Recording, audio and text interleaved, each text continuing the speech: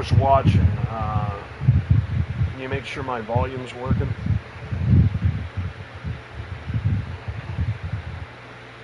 Just tell me if the volume's working.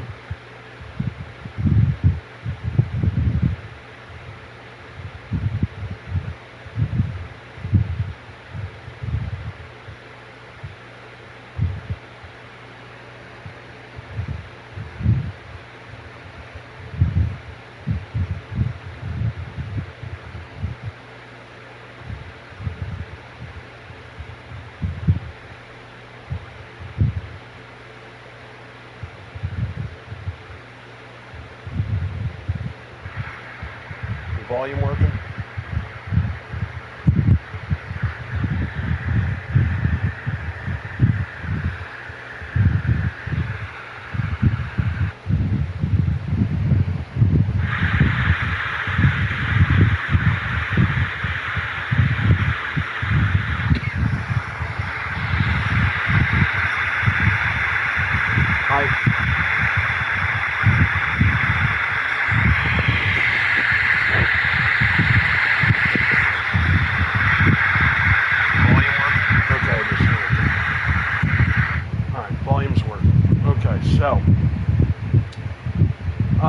Alright, let's go to the anomalies we have to get.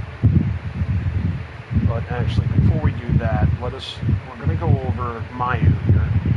Mayu is a mourning widow and a woman on a pilgrimage, and then let's look at these guys. We got Akechi Mitsuhide. Akechi Mitsuhide betrayed his superior Oda Nobunaga as the mastermind behind the Onochi incident.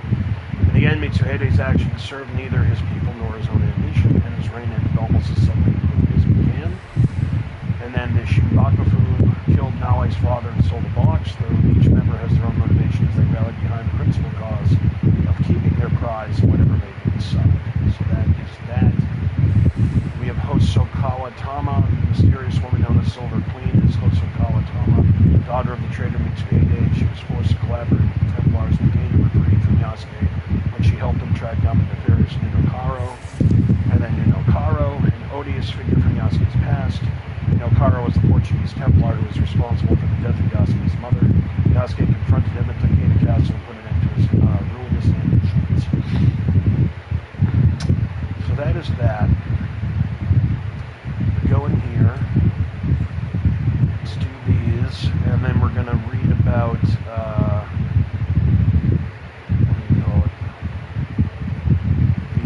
the stuff we've unlocked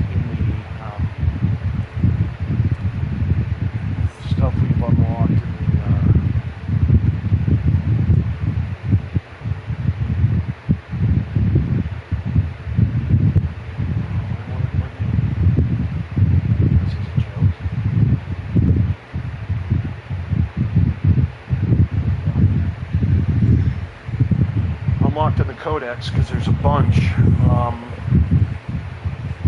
then we just got to find the remaining Sumi-E, the remaining parts of the codex, and then we just got to keep every week signing in to do as many of these anomalies as we can to unlock all the rest of the stuff in the vault so we can read the present day storyline. Stuff like that, so there's that as well.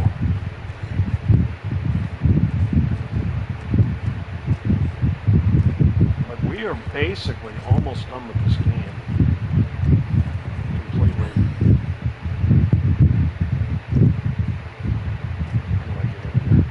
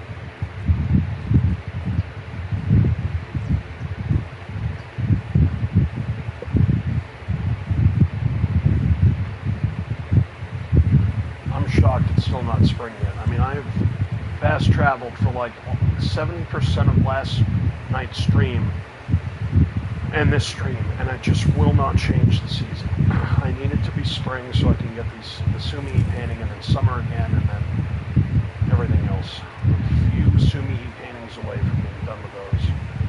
Then we got to find all the missing codex entries that we're missing. So there's that too. And we're almost done. Right now it's just miscellaneous stuff. It's taking forever to... I think I gotta kill all these people.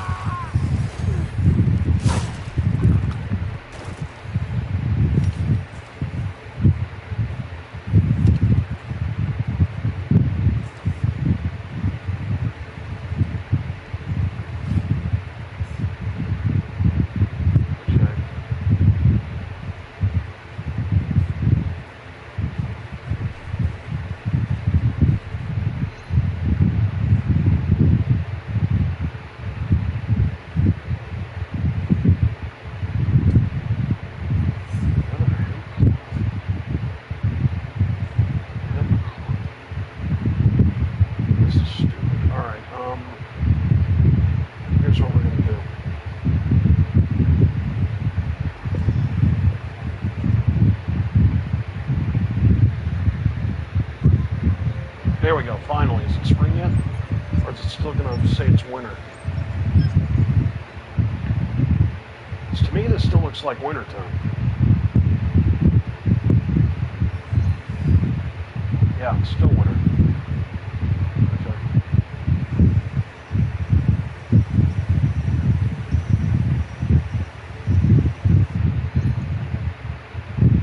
Hemp cloth. There's 200. I assume that's hemp cloth up there.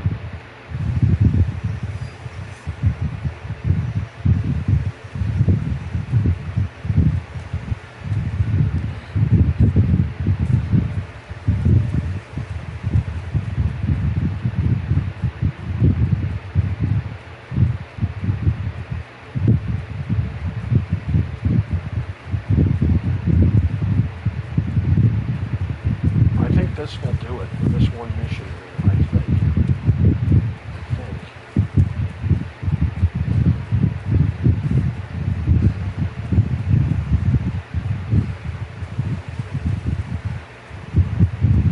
One more season change, and I can get that soon. Just don't know what I'm going to do until that happens. I don't know how to get everything.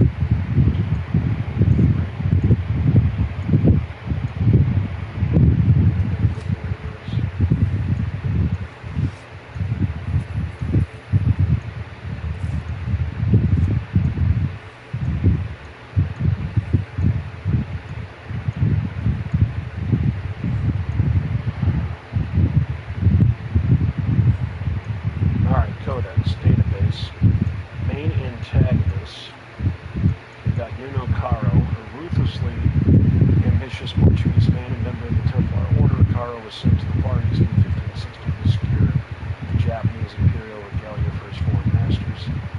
Caro and Yasuke's fates intertwined on their journey to Macau when Caro killed Yasuke's mother and nearly ended his life. Fortunately for Yasuke, an unknown assassin intervened, and Yasuke was knocked overboard in the ensuing fight.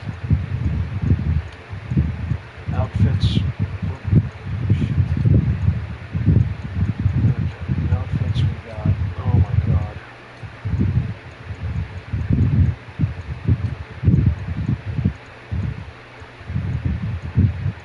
Assassin. In the armor of the assassin, Naoi realizes her ultimate potential as an expert in her deadly craft. Only the most accomplished of killers have earned the right to don this garb, but those who wear it leave a trail of victims behind. Sumi E paintings. Macaws bathing in a hot spring.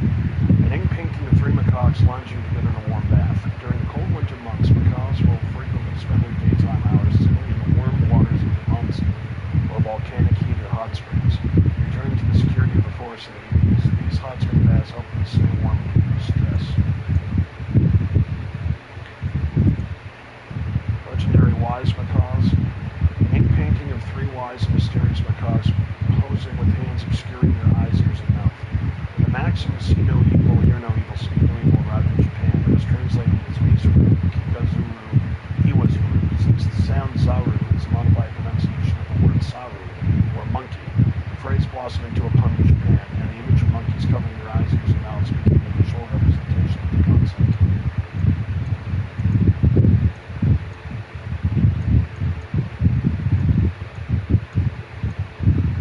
Dance of the legendary red-crowned crane. An ink painting of a red-crowned crane dancing. In Japanese folklore, these majestic aquatic cranes are regarded as a symbol of grace, joy, good luck, and longevity. Red-crowned cranes dance together both as a mating ritual and to deepen the bonds of their lifelong partnership. There's one more I gotta read. Here's the fox. This one.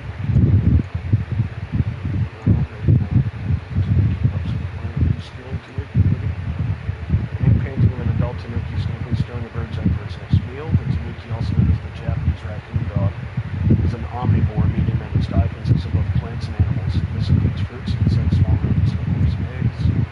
Tanuki pups play. Sterilize macaques, spring, Alright, so we're still missing some Sumi E, obviously. That's what we're waiting on getting. We go to tutorials, we go to progress. New Game Plus. New Game Plus allows you to restart the game from the beginning while keeping most of your progression. You need to complete the game first, then use the save files from that game to initiate New Game Plus. The resources, abilities, weapons, gear, and upgrades, as well as items acquired from the store or through Ubisoft Connect, will carry over into your new playthrough. Okay. And then we have Cultural Discovery.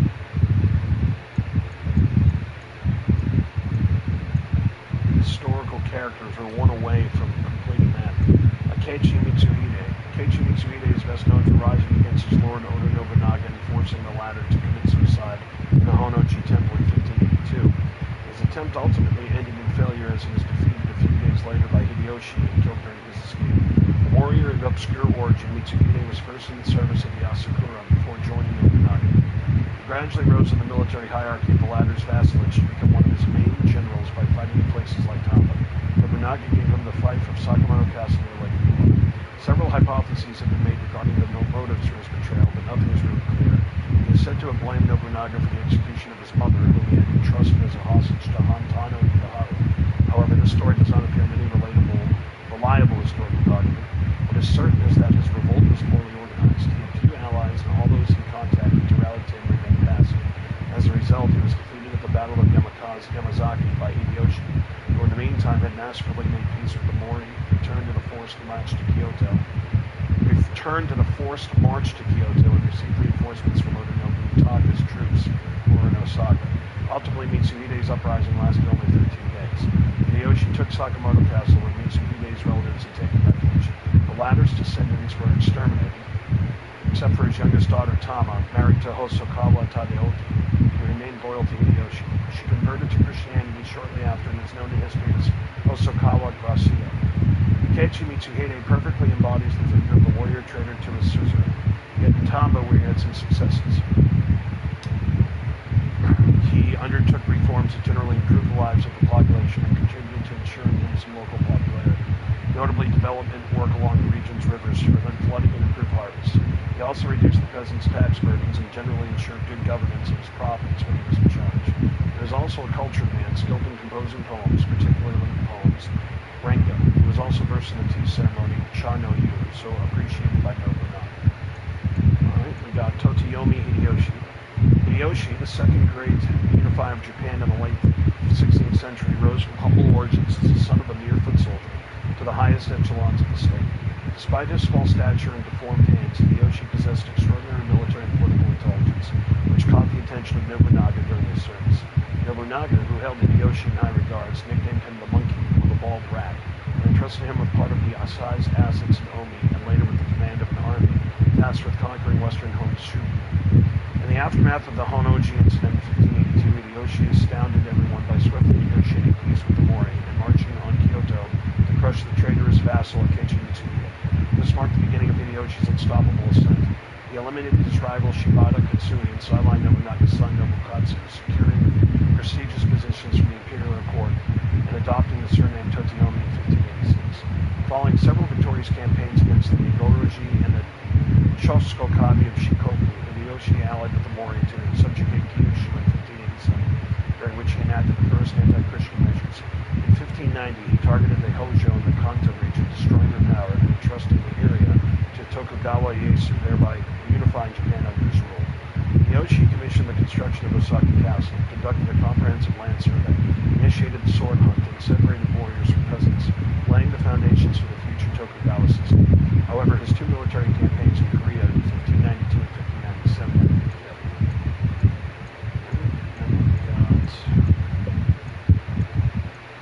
Ashikaga Yoshiaki.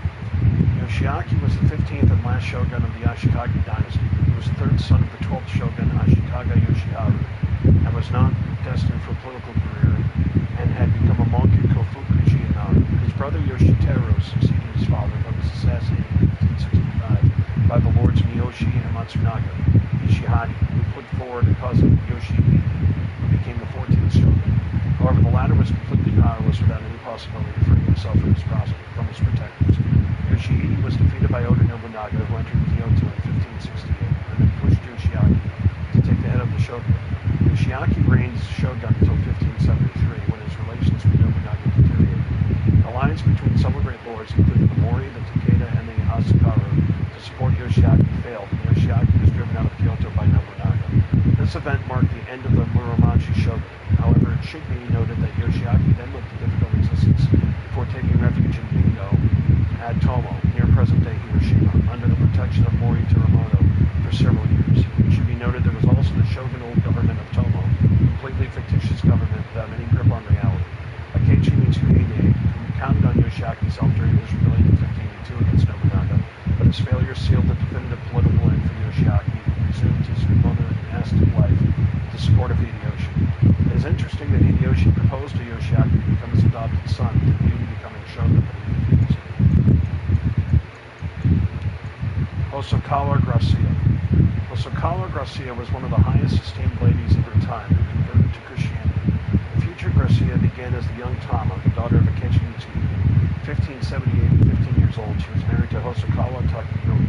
The Mitsuhide betrayed Nobunaga and forced the latter to commit suicide in 1582. Takeyoki repudiated his young wife. However, Hideyoshi forced Takeyoki to take her back because she had nothing to do with her father's betrayal.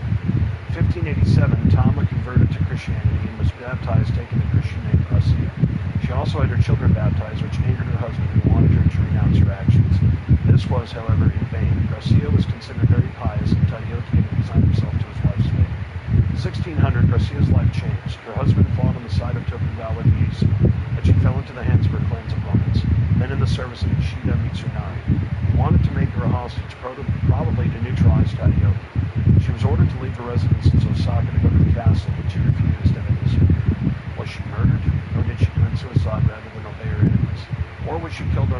daughters by one of the men who escorted her. There are very few first-hand historical documents concerning her. Even her name is uncertain. What is certain is that she was the third daughter of Akechi Mitsuhide and was named Tomoko or Tomo. She signed her letters Ta for Tomo. She came into contact with a missionary named Kosame who wrote that he had never seen a Japanese woman capable of making such clear and bold decisions. Tomo attended church clandestinely, and Kosame never knew who he had converted. Later in Osaka, she took the name Grazia, or Gracia, which historians have normalized to Gracia. In Japan, she remains a favorite character in novels and films that address this period. She inspired the character of Mariko in the novel Shogun by James Clavell, adapted to the screen in 2024. Okay. So we're missing 8 marvels of Japan, 10 music and arts, 8 religion and popular beliefs, 5 economy and commerce, 8 legislation and society, 3 everyday life, 8 castles and war affairs, 1 historical character. So we're missing a whole bunch of stuff. So let's see if we can find the different marvels of Japan.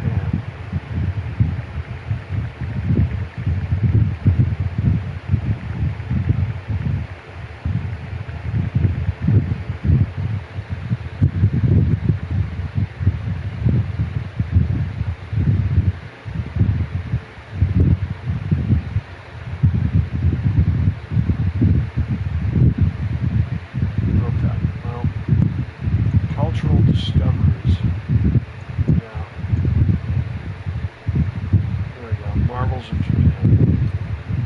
So, we got the Port of Sakai, we got Osaka Castle, we got Homoji, we got Toniaji, we got Arashiyama Forest, Kumano Kodo, do we have that one? I don't think so. No, we don't. So let's go there.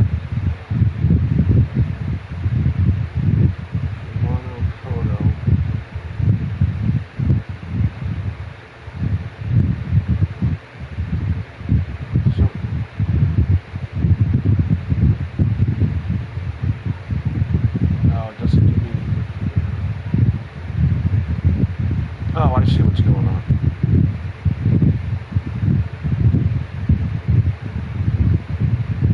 I see what's going on here.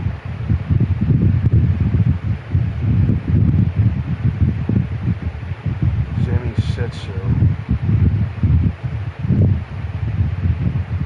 Alright, so wait a minute.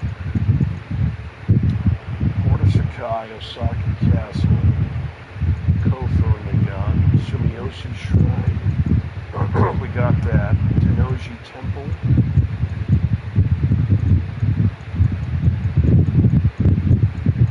Yep.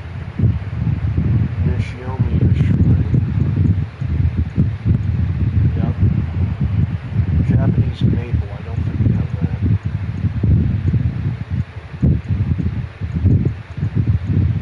No. Oh, I see. Marvels of Japan. Osaka. So let's go to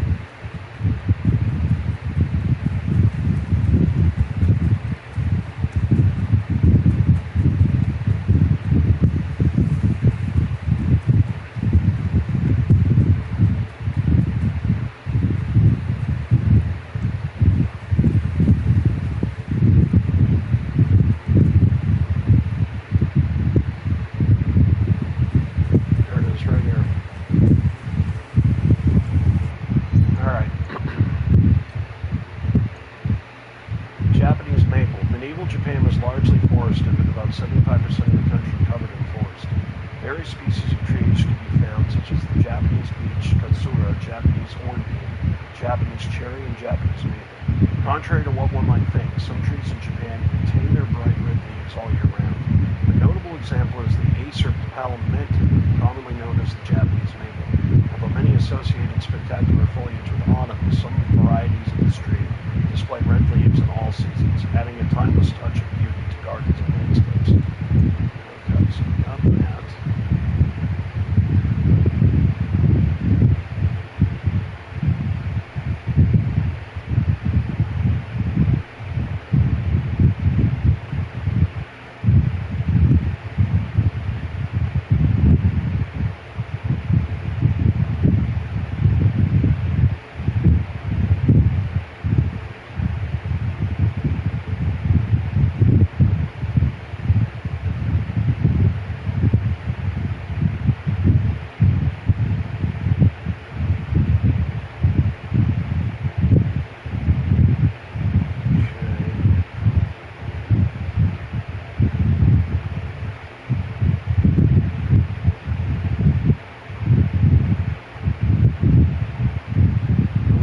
Popular beliefs. Let's go here.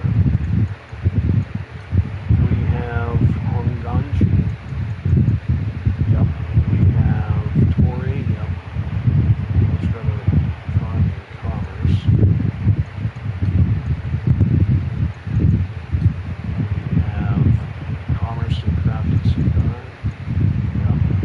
Foreign Traded Sakai.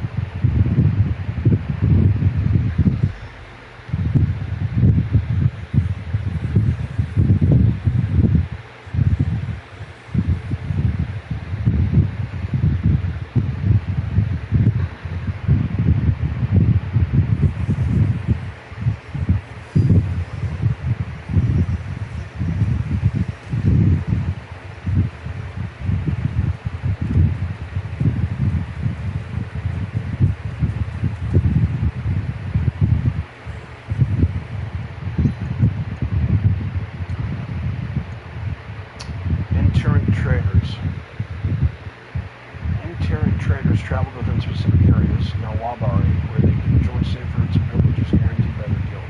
They moved from one village to the next, restocking when necessary, before continuing their journey. Some traveled in caravans, but most preferred to travel alone. They were often armed but largely defenseless against more dangerous groups, and rarely the target of thieves as they carried small amounts of money and few valuables. Typically, they would stock up in the towns before setting out for more distant villages, all within their Nawabari. Itinerant traders were mostly Japanese, but some of them were Chinese who only remained in ports to unload and sell their goods. During the 16th century, peddlers selling various products were still commonplace, including salt merchants who sold their goods across large regions. Travel in the winter presented additional challenges, especially in regions with heavy snowfall like the Northeast, but trade was never halted completely. Traders could be men, women, or even couples. On market days, goods were displayed on mats and sold or bartered for grain, rice, and handicrafts.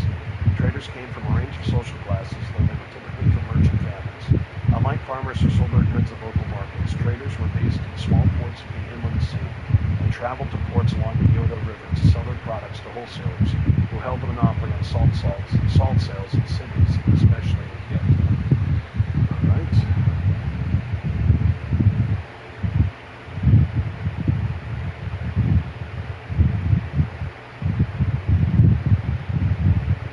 Taxation under legislation and society.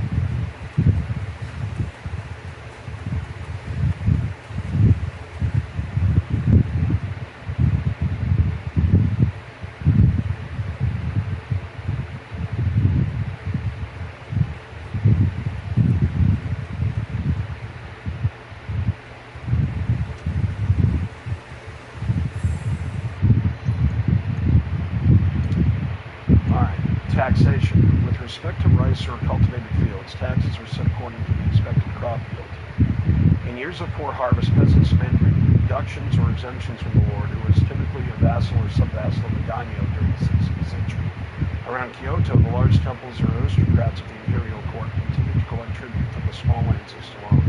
The inhabitants of Kyoto paid rent to a property owner, great temple, aristocrat, vassal or shogun, etc., and municipal dues to their district, but they do not pay taxes to the emperor, the shogun, or Oda Nobunaga, except for special temporary charges.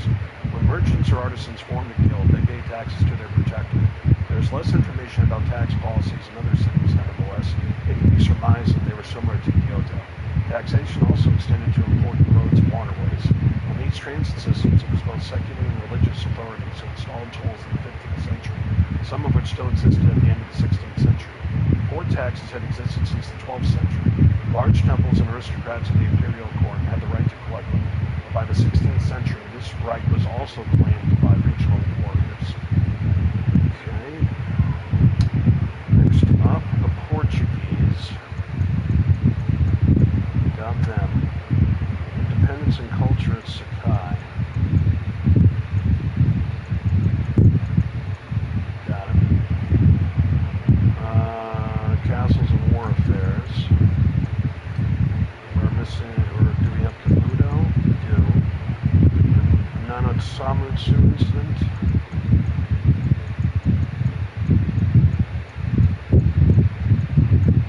No, we don't have that, so let's get it.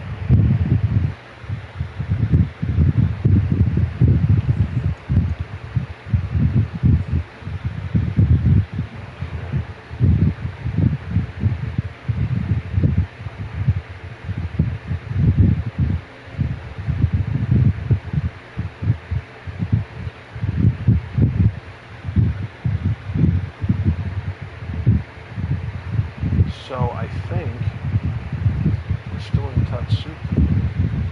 No, we're not. No, we're not. Where's this? We're here.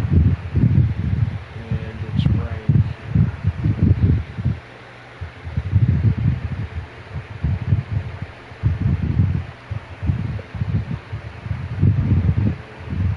Yeah, not Satsuki.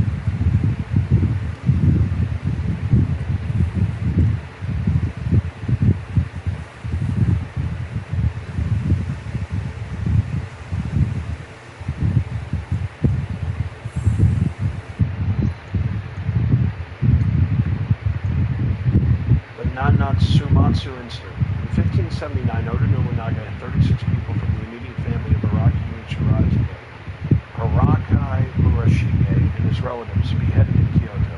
This was after having 122 ladies in waiting crucified and burning 388 women and 124 men to death for the crime of being in their service at Nanatsumatsu near Amagasaki. This massacre was carried out to punish the Araki who had fled from Arioka to Amagasaki Castle and abandoned these people. The chief vassal who had been guarding Arioka Castle after Araki's escape promised to persuade Araki to surrender Amagasaki Castle in exchange for the lives of these people. When Nobunaga's army attacked Arioka, they failed to persuade Araki and they fled, leaving the hostages abandoned.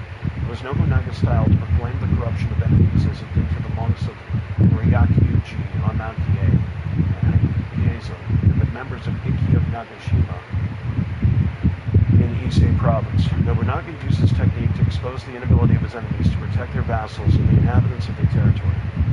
In a famous example of the strategy, he set fires to the northern part of Kyoto in 1573 to damage the prestige of Ashikaga Yoshiaki and force the shogun to reconcile with him. Next up, we do have Tatsukuki Castle, Fukushima Fortress. Do we have that? Yes, we do. Our Amagasaki and Araki Mushi. No, we don't have that. No, we do. And then regions. The provinces of Setsu, Izumi, and regions we have. Okay, so we're done with Izumi, Setsu. Let's go to Yamashiro. Alright, so we're going to go to Marvels of Japan. We have Hononji. Yes. Mariyamasha Forest, yes. Kyoto. Yeah. Japanese Gardens, yes. Iwashimazu Shrine.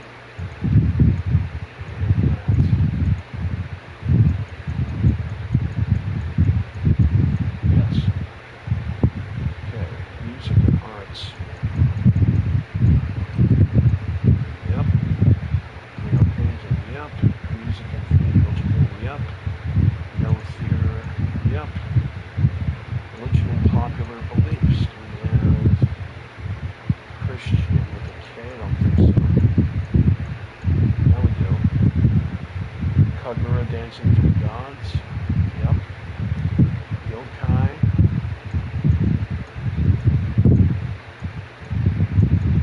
No, I don't think so. No, we don't. Alright, so. Here, Yamashiro Hills meeting.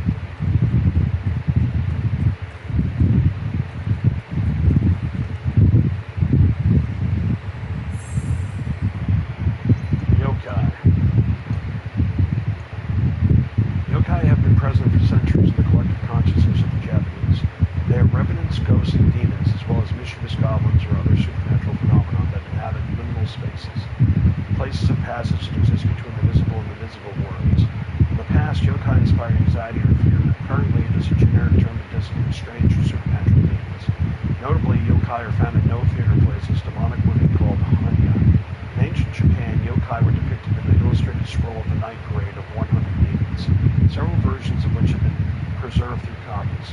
The scroll from Daikokuji Temple, dating from the 15th century, is particularly famous. Another painted scroll from the same period features the famous astrologer and divination specialist Abe no Seimei, 1921 to 1005. Renowned for his predictions, he was often depicted in the presence of yokai.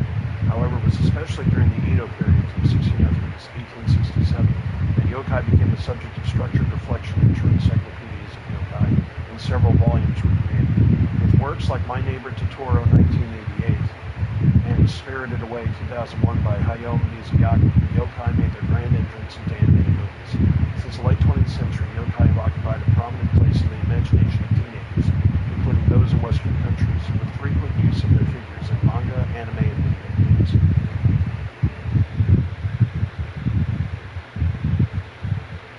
Alright, next up, Tenryu Temple and the Rinzai School. Get that.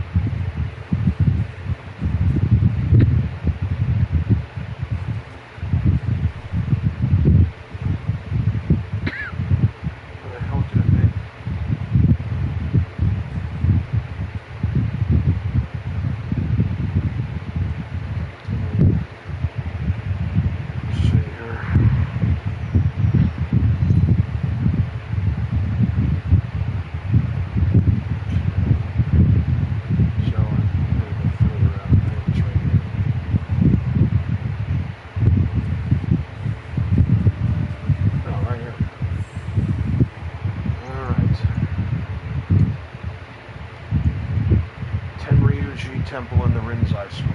Tenryuji Temple was established in 1339 by Ashikaga Takauji, founder of the Ashikaga shogunate and protector of the northern court. Tenryuji benefited from its foundation from part of the trade income between the Archipelago and China of the Yuan, the Mongol dynasty. Merchant ships were sent to China from 1342, the profits of which were used for the construction and expansion of the temple. This decision to reconnect with China after the Mongol Wars at the end of the 13th century was taken by the shogun on the advice of the Zen monk Muso Sensei, one of the great intellectual figures of this time. Established in the Saga district on the western outskirts of the capital Kyoto, Tenryuji quickly became one of the great Zen monasteries of the Rinzai sect. In fact, it was one of the 5 mountains, the 5 most powerful temples of the sect. Tenryuji, which burned many times throughout its history, became a center of intellectual and artistic life of the 5 mountain cultures. Soseki, its Zen garden was considered one of the finest examples of the art. Reworked and modified over time, it remains a beautiful example of Five Mountains culture. Zen, in its Rinzai version, was imported from China at the end of the 12th century by the monk Ieyasu. Ieyasu introduced the new doctrine with support from the leaders of the Kamakura Shogun regime, who favored the arrival of Chinese Zen masters. Rinzai advocates for seated meditation in the lotus position using koan, paradoxical questions that allow access to enlightenment and satori. This practice was favored by warriors who allowed the Rinzai school to prosper. Between the 14th and 16th centuries, the great Zen masters understood how to become trusted advisors to the main shoguns of the Ashikaga dynasty, much like how the Jesuits knew how to advise certain Western princes. Okay.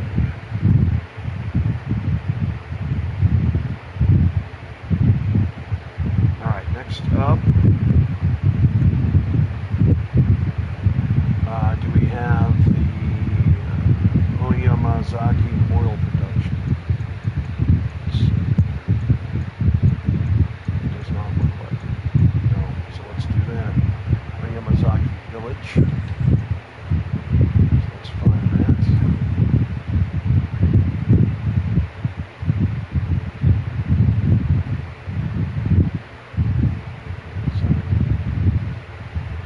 Castle.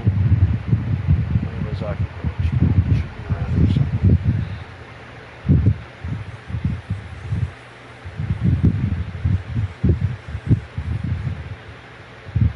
Oh. I'm an idiot. I might have this actually.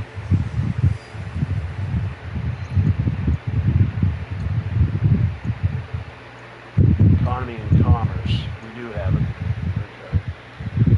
Okay. Tea production usage is out. We got it. Medieval daily markets.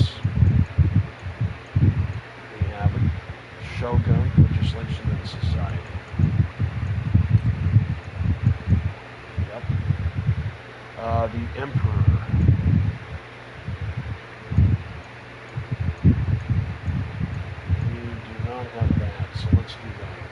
Kyoto Imperial Palace. So let's go to Kyoto Imperial Palace.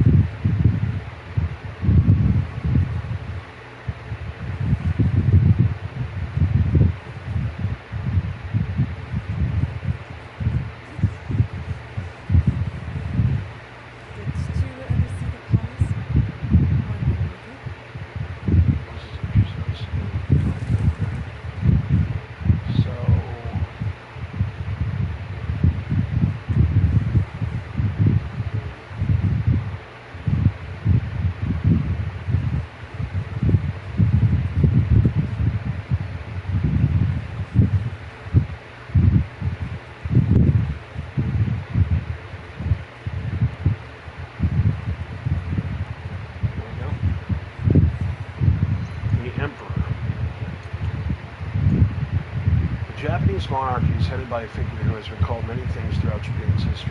Western countries often use the term emperor, although Christian missionaries in the 16th century referred to him as a pope and the daimyo as kings. In truth, though he once ruled and reigned, the emperor had very little authority during his time. The dynasty's economic power had greatly diminished due to the collapse of the Shogun manor system and the decline of his military forces. The imperial court was sustained by the patronage of the great lords who made their wealth from the lands they seized, which had once belonged to the court. The prestige of the imperial court was based its dynastic lineage and its ability to bestow titles, a relic of an old system of codes from the 7th and 8th centuries that had been reduced to symbolic value only. Despite this, warriors still considered the emperor to be of high importance. Once Oda Nobunaga entered Kyoto in 1573, he eventually abolished the Ashikaga shogunate. He never contested the imperial system. The emperor granted Hideyoshi the right to bear the name Totiomi, which meant that he became a high-ranking kuge, a court noble by imperial decree, even though the court held only symbolic power. Then Hideyoshi was appointed to positions such as Naidushin, inner minister, Kambuku, imperial regent, and Daijushin, chancellor of the realm, positions that only the emperor could grant, but which were nothing more than honorary titles. The emperor, who had once been a monarch who ruled and governed, had become a purely symbolic figure, yet the warriors continued to accord him considerable importance despite the incessant civil wars. Similarly, in 1603, it was the emperor who conferred the hereditary title of shogun, Seiki Tashioga, great general tasked with pacifying the eastern barbarians, to Tokugawa Ieyasu.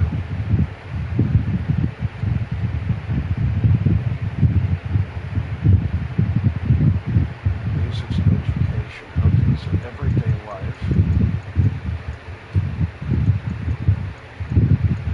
Don't have that, so let's get it. Basics of education. Honoji Temple. This is going to be at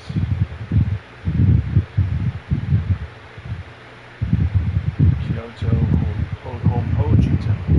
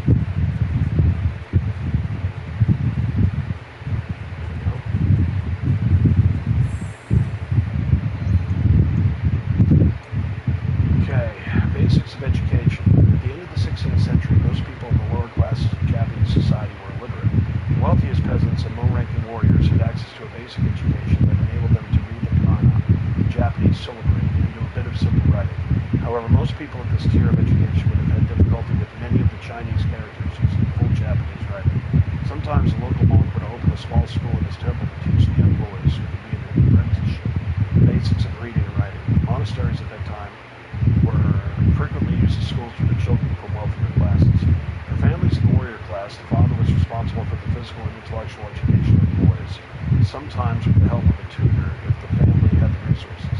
Conversely, girls were usually educated by their mothers. Once a warrior class boy reaches teenage years, he was often placed with another lord, an adult, an ally, or a relative, trained as a page and become a warrior. Alright, next up on the list we have hygiene and urbanism. Do we have that? I don't think so. No, we do not. So let's go get it. It is in Furo of Kyoto.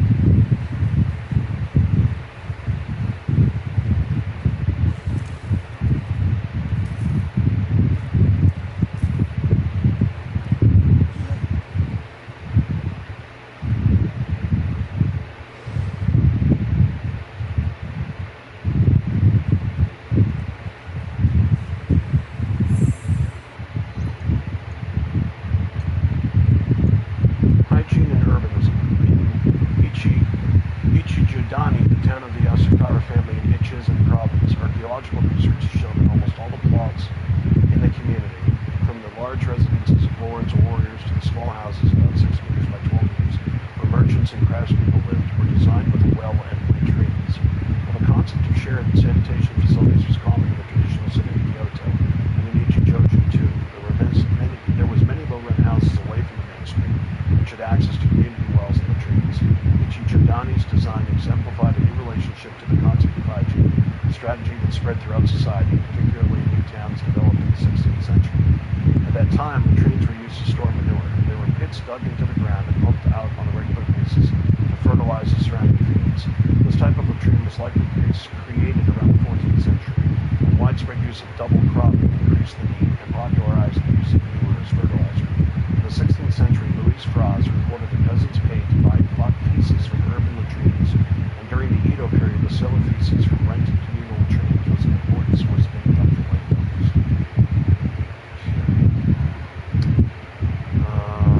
Hanami, do we have that? Yes, we do. Traditional medicine, I think we have that, yep. Martial arts, combat culture. That might be the last one we're missing. Oh, that's because it's not in real life. It's castles and warfares.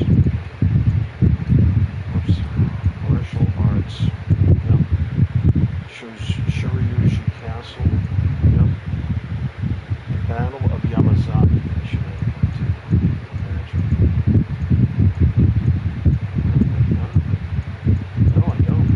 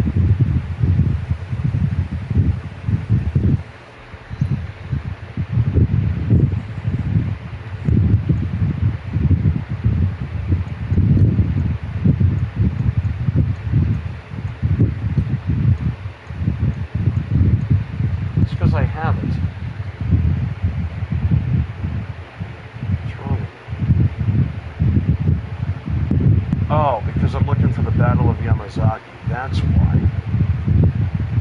Oh, idiot. Okay.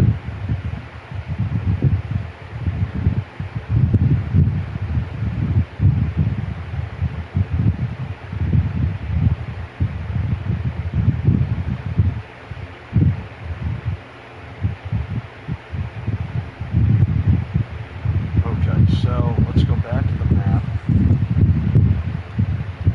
We're all the way over here. That's the problem. Okay.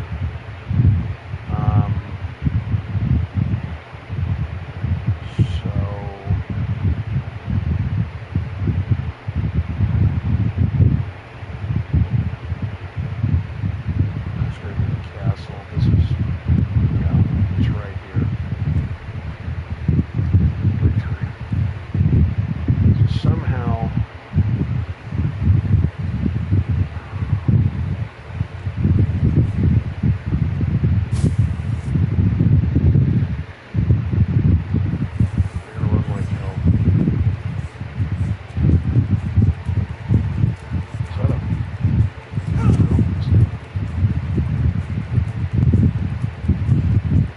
now his sword. What is going on here?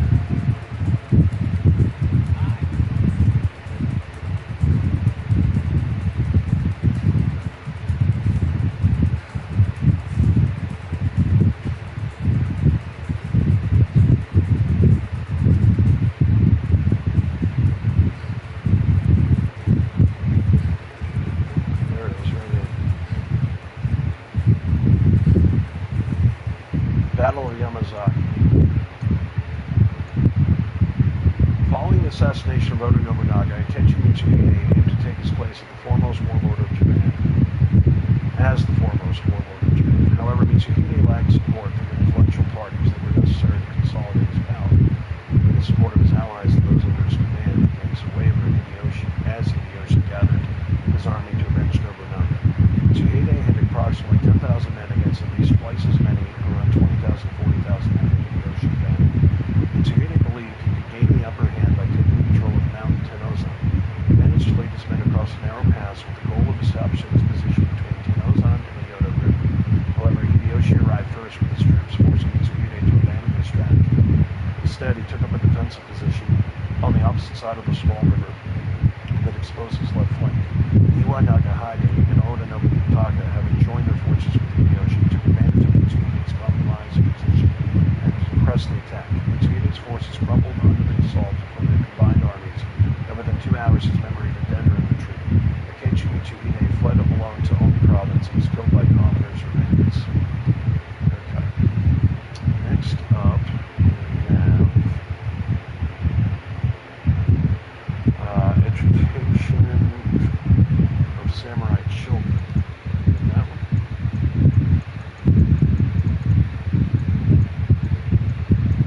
I don't think so. No. So that was in Yamazaki Castle. So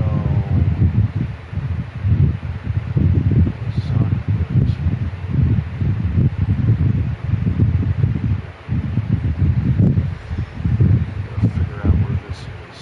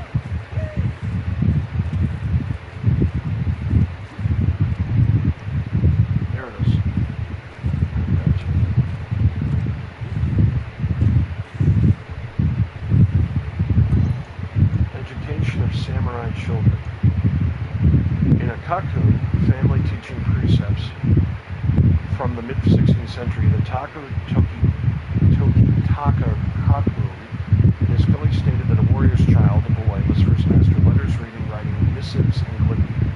In ancient Japan, having poor handwriting was a source of mockery.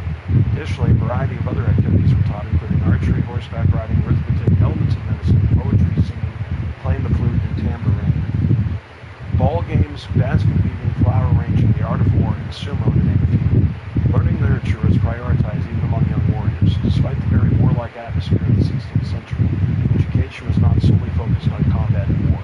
In another family document, it is noted that the child had a teacher for letters, martial arts, and a Buddhist teacher who mainly taught morality. Each warrior family had its own rules and teachings. In samurai families, children learned to read and write at home under the father's authority. However, increasingly learning was temple schools where a monk taught children the basics of writing, reading, and arithmetic, with classes differentiated by age, 7 to 8 years, 9 to 10 years, 11 to 13 years. Reading was learned from the Analects of Confucius. There was a large amount of moral teaching, encouraging good, denouncing evil according to Confucian criteria, filial piety, respect for rights, honesty and sincerity, etc., along with instruction on manners related to politeness practices, how to greet properly, for example, singing and religious education. For wealthier families, education was often provided by private tutors. From the age of 13 to 15, when boys knew how to ride horses, hunting became an important activity as was understood to be training for war. At the end of the 16th century, the first schools for combat training appeared. For girls, they were taught to follow the standards of court nobility from the Heian period. They were to work on their posture. The focus was solely on the education of letters, writing, poetry, calligraphy, etc., and the arts, mainly singing and musical instruments. Around the ages of 13 and 15, warrior girls sometimes attended lectures on Chinese and Japanese poetry. Okay. Next up,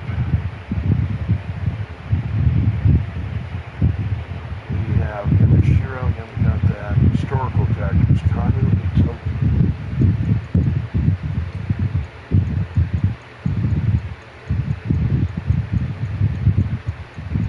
Yep, we got it. All right, next region.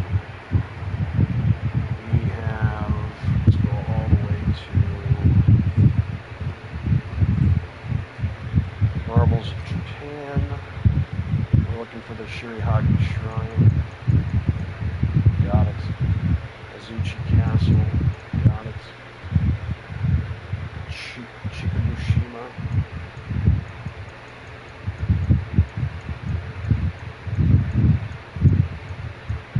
Nope, missing that. Hogoni Temple Island. So where are we? In Omi. So Hogoni Temple Island.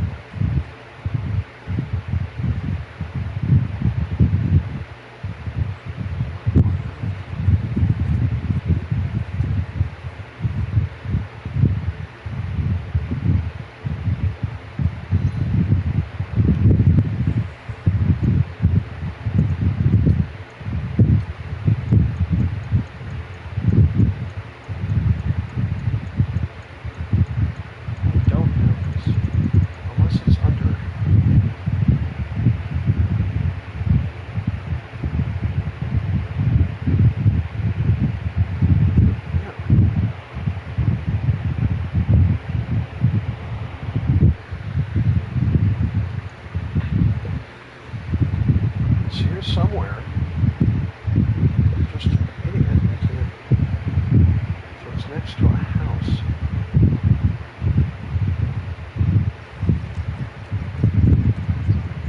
Oh, it's got to be this house. It's got to be. It's got to be.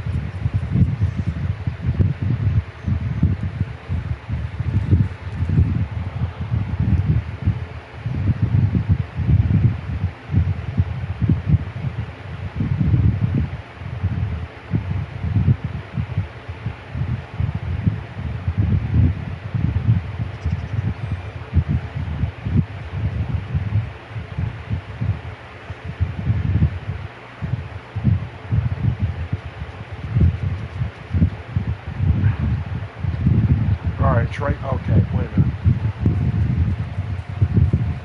Let's see where it is.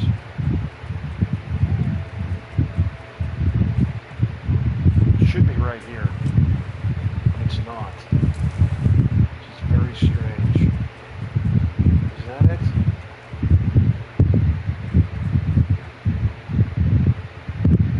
No. It's not this one. Hold on.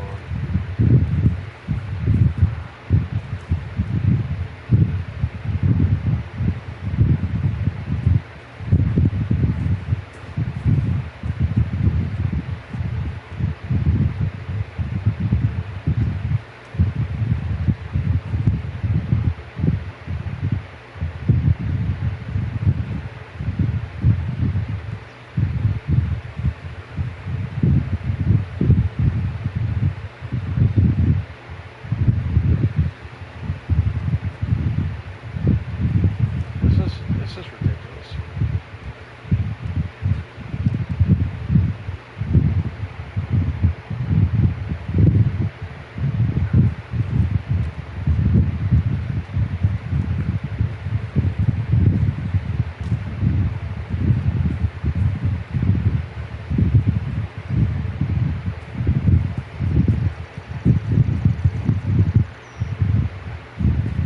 I must have gotten this already. It's got to be in the wrong spot on this list.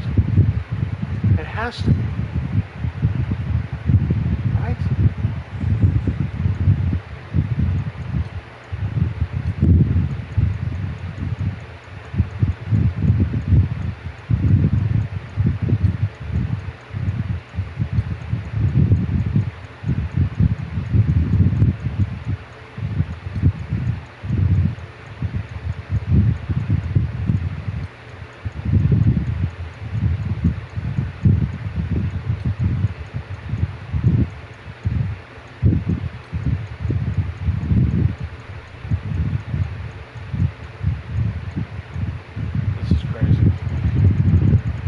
I can't find this thing, man. This is bananas.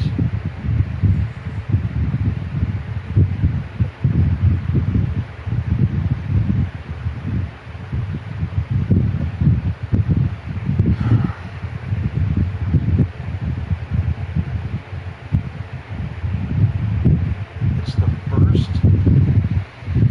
Wait a minute. Am I not even in the right place?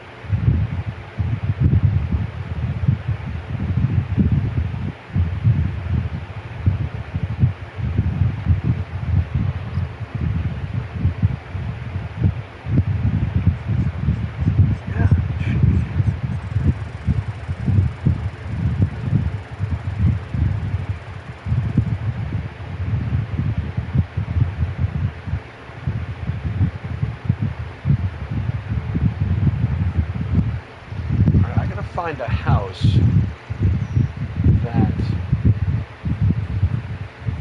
Is it this house?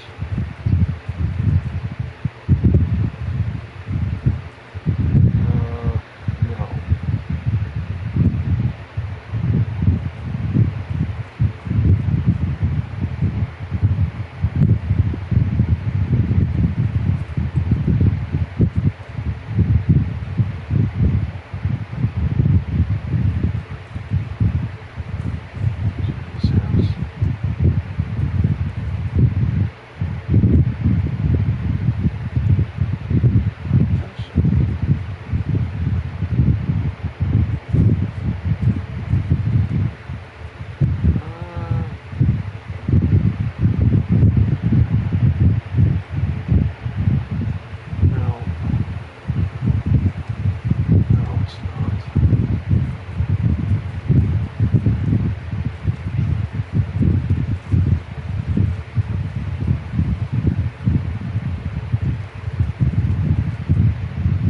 There it is.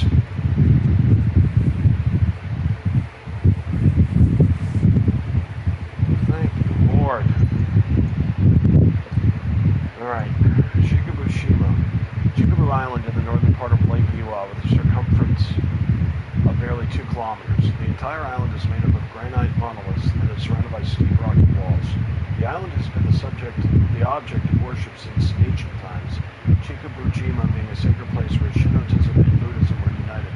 This is the Shinto shrine, Tsukubusama, former Byzantine shrine, and the Buddhist temple Hogonji of the Shingon school are connected by a wooden tunnel. In the 16th century, Asahir Misa Masa, castellan of Otani in the province of Omi, was temporarily imprisoned on the island near his fief, forced to live in the seclusion by his vassals who planned to pass the reins of power to his son Nagamasa. Oda Nobunaga is said to have visited the island following his victory over the Asai lords in 1573. According to a well-known legend in the region, Tamihikoko no Mikoto, the god of Mount Ibuki, participated in a height contest with his niece, Asahime no Mikoto, deity of Mount Asai, the current Mount Kanafusa. He lost and furious cut off his goddess's head, which fell into the lake, forming Chikubushima Island. Chikubushima Shrine also worships the deity Asahime no Mikoto. In the Middle Ages, Chikubu Island was considered a sacred place in western Japan in connection with earthquakes. The island has a dragon pit called Ben no Iwa, from which a dragonfish, a large catfish, called Takefu Myoji emerges and encircles the island 7 times, wrapping its tail around the island to protect it from earthquakes. Chikubushima is also the name of a no plague whose plot takes place on the island and notably celebrates deity Vincent. Alright, well we finally got that. So, Otsu. Do we have Otsu?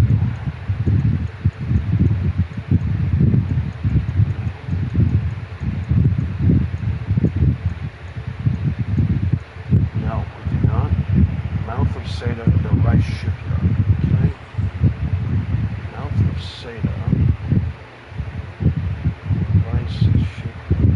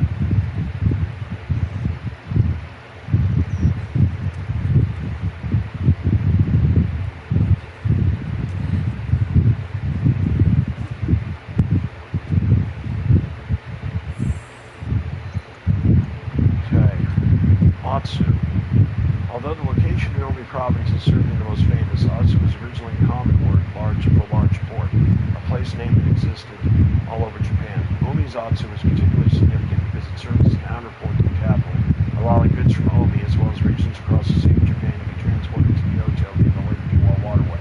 Atsu thus prospered as a port city. Atsu was primarily controlled by two conflicting factions: Onoji, one of the two main temples of the Tendai school, after its schism in the 9th century, and Rigakuji, whose Shinto priests are known to have conducted commercial and financial activities in Atsu, starting in the 12th century.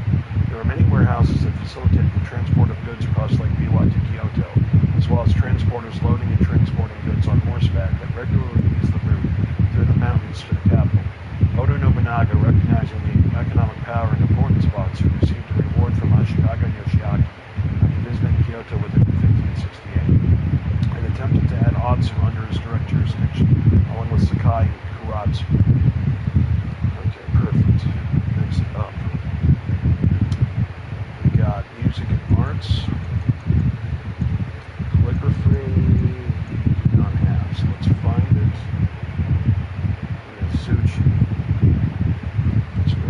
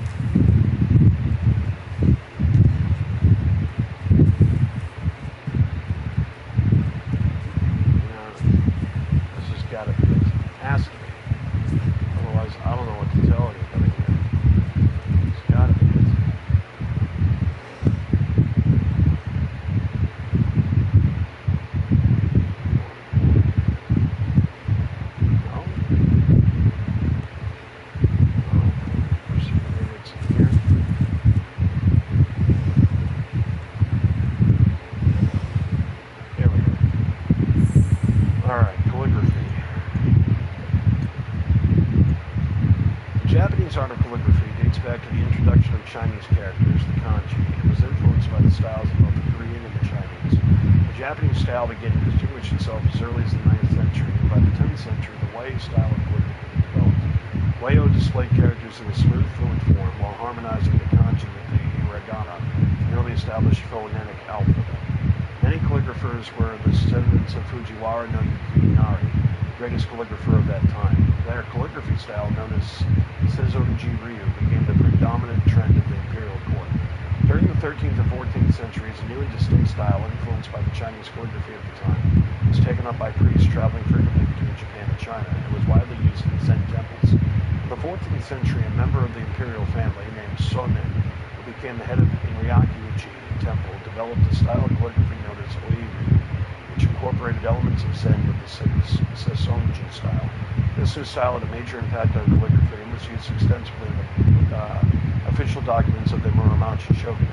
It gained popularity among the general public during the Edo period, and so became the standard Japanese writing system.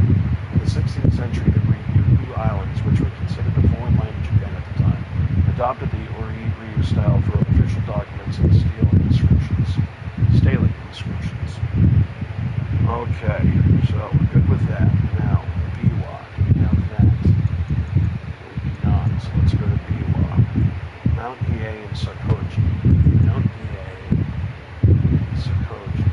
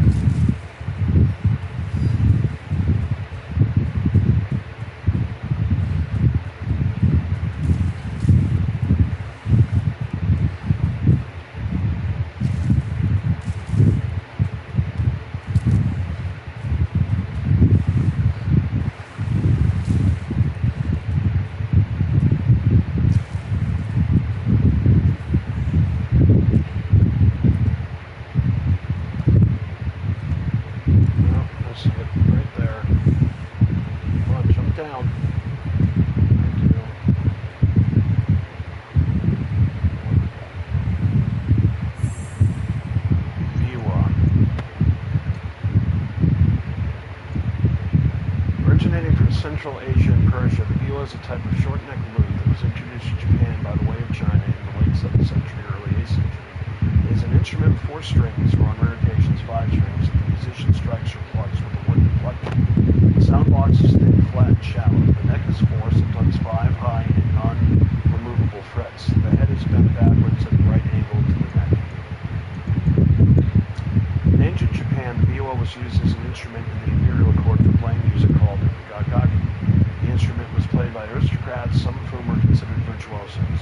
Biwa was also used by the internet-blind monks, known as biwa hoshi, who recited the Heike Montagari, the tale of the Heike, while accompanied by this instrument. Like the Oidos, Greek bards, who recited the Iliad and the Odyssey, the biwa hoshi traveled the country telling the epic tale. They wore high wooden dogs, carried a walking stick, and were accompanied by a young monk. The Heike narrates the deeds of warriors during battles of the late 12th century, offering an occasion to recall the deceased during troubled times and to describe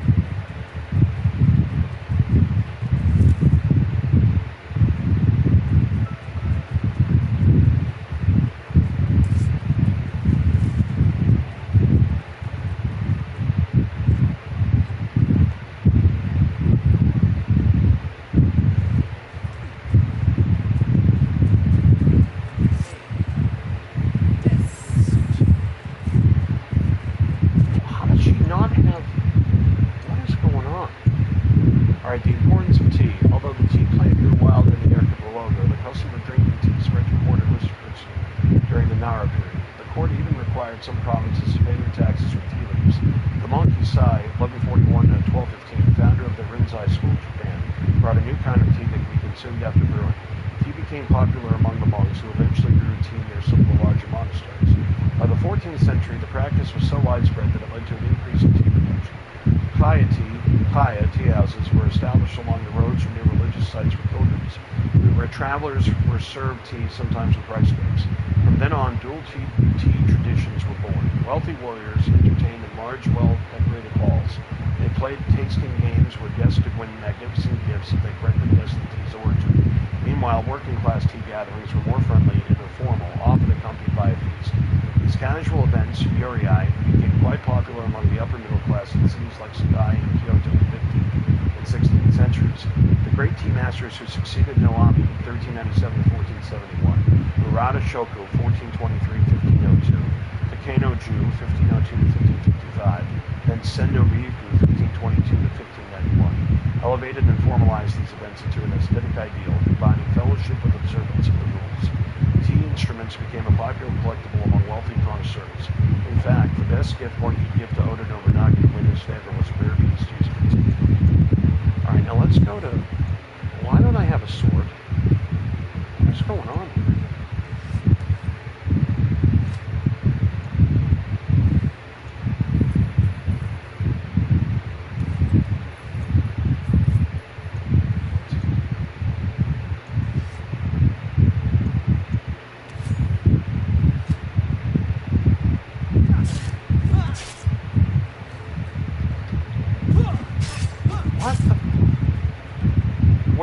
Why can't I? Something's wrong with the game. It won't let me swing my sword anymore. Oh, the whole controller is broken.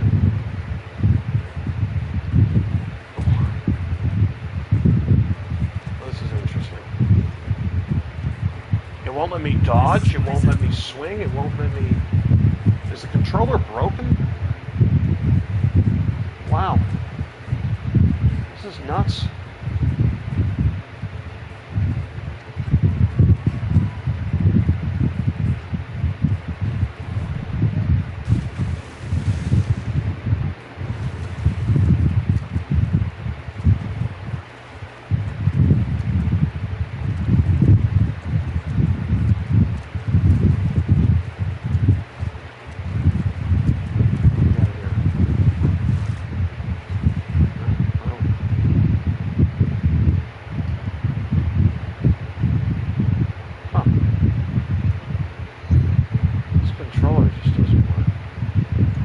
I saved my game. Well, let me see. Alright, well, let's see what's next here.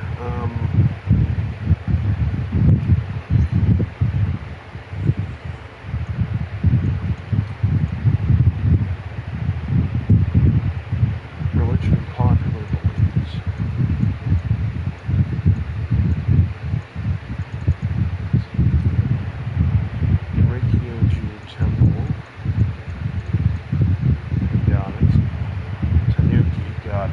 Rice production, economy, and commerce.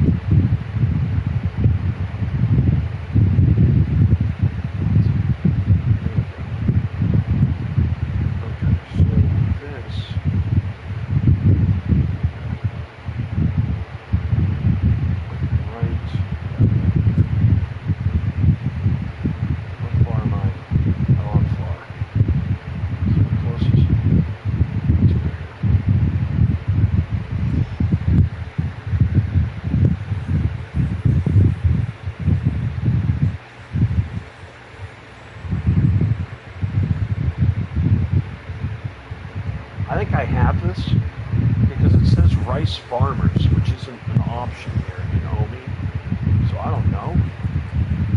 But I think I have this. I think it's just called something else.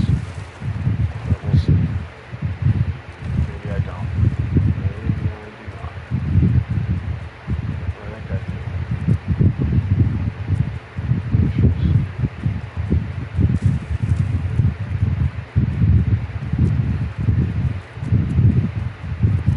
No, I don't. There it is. You like those apples.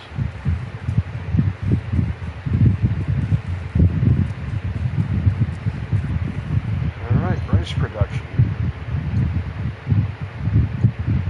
The agricultural season begins in the very first days of the new year, around February 15th, corresponding to the Chinese New Year, with a village ritual performed by the local shrine's caretaker. The ritual, called Jiko Shi, involves giving the field its first spade strike to wake up the earth. Following this auspicious moment, the work can begin. Peasants plow the field, but rice fields are flooded part of the year and have loose soil, so this does not require heavy labor. A plow pulled by an ox is sufficient. In the spring, after weeding, comes the transplanting of rice. Rice seedlings are planted in the newly flooded rice fields. In autumn, rice is harvested, and peasant women separate the grains from the stalks by beating the sheaf with flails. The farmers set aside part of the harvest for their families, and women generally sell the rest in local markets.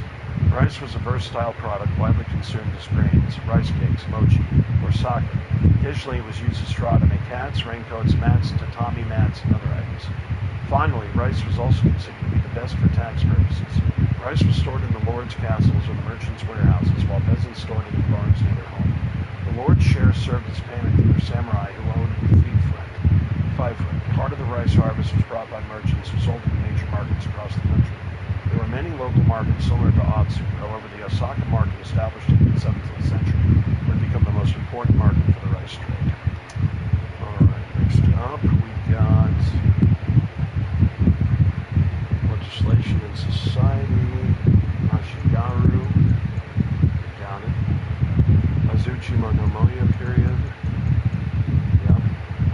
Everyday life. Food and drink, funerals and tombstones.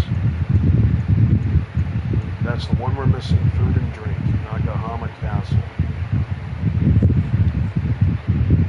And then we're done with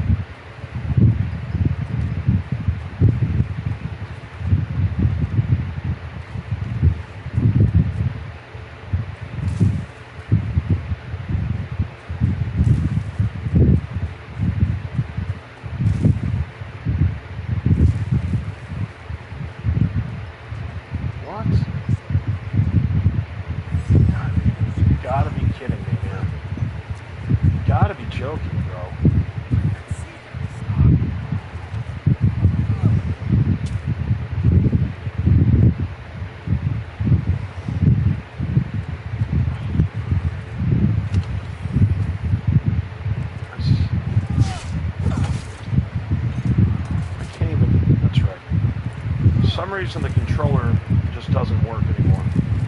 And I don't know why I can't find where I'm supposed to be. This is kind of a joke.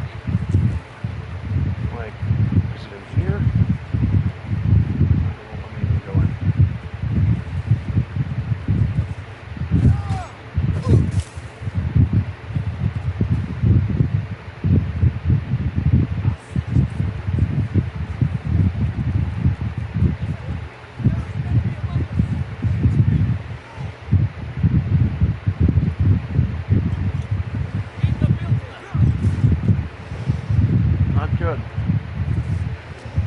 I cannot find where I'm supposed to be, and this would be a lot easier if my controller wasn't broken. I can jump. Oh. Okay, I can't roll on the ground. I can't draw my sword. Oh, now I'm wanted. This is such a joke, man. How is this possible?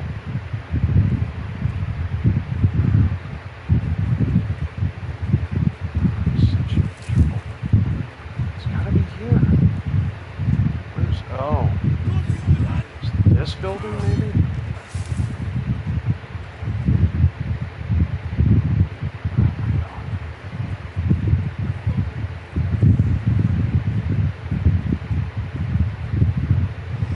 Here we go. Food and drink. Alright. The food consumed in medieval Japan was greatly influenced by its different social classes. Rice was a primary staple for the ruling and urban class, while barley, millet, and everyday food for peasants. Noodles made from wheat flour were also widely consumed in temples and towns. Fish was the most common source of protein, and all types of it were consumed. It was also eaten raw as sashimi, but it was not before the Edo period that sushi as it is known today was created. An early version of sushi, nari sushi, existed in the 16th century. It was made by marinating raw fish with rice and fermenting it with lactic acid, giving it a sour taste and allowing it to be preserved for a long time. The tempura style of cooking dates to the 16th century when the Portuguese introduced fried foods in Japan. Among meats, birds were the most consumed. Chicken was the most common, while crane, swan, and wild goose were highly prized by nobles and warriors. It is probable that neither beef nor pork were consumed. As for drinks, besides alcohol, tea was produced in much of this country in the 14th century. Tea contests where the objective was to guess the place of the tea's origin became common among the warrior class. In the 16th century, the custom of drinking tea had spread among the great merchants, but the general population did not drink tea before the Edo period. Alright, so we're done with everyday life. We got that done. Castles and war affairs. Let's go here. We have Bushido. We do the Siege of Miki Castle.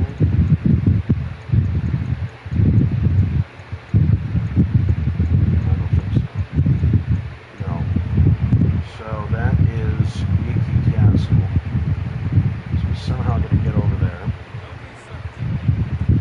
going to get out of here. And I got to figure out why my controller is broken. This will work.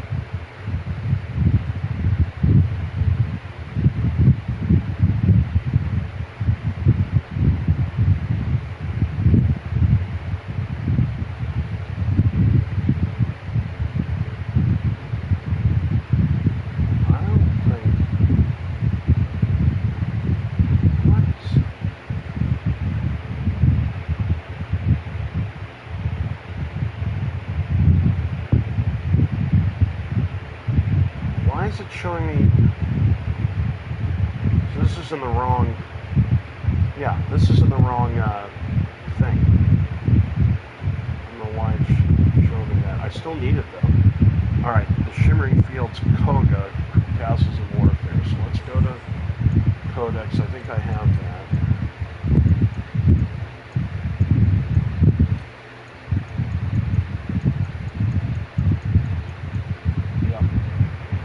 And then, okay, we're good. Alright, so the next one is Harima. So we might as well, let's go to Harima for a second and let's see if we can find.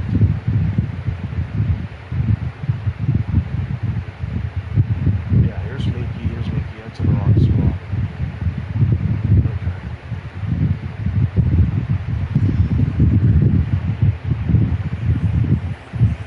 Needed, however, so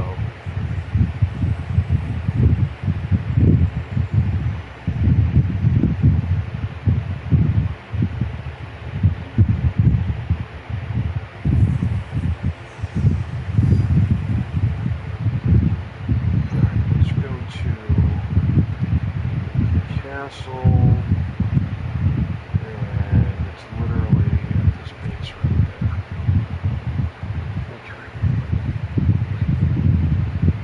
Let's save. Well, I think I gotta get out of here to save, so let's do that.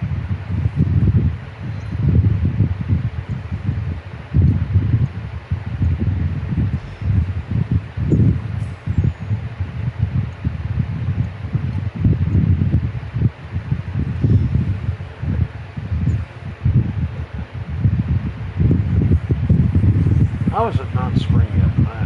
That's beyond me.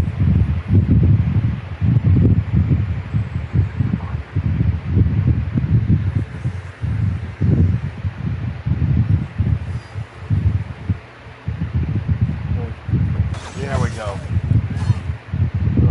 Alright. Finally, the controller works again, so I don't know what that was all about, but crazy. Alright, let's go and find the Siege of Miki Castle here.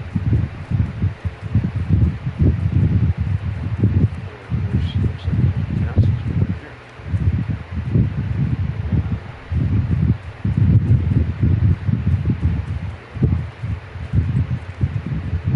Yeah. So,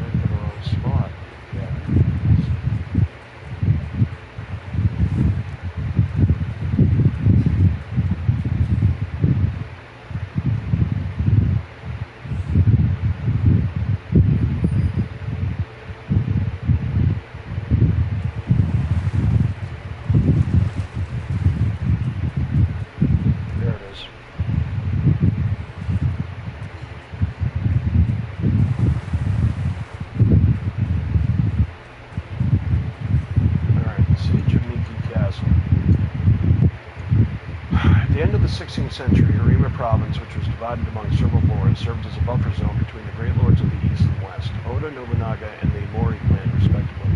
1576, when the Mori, at the request of Ashikaga Yoshiaki and the Honganji, openly opposed Nobunaga, many of Harima's warriors followed Oda Nobunaga.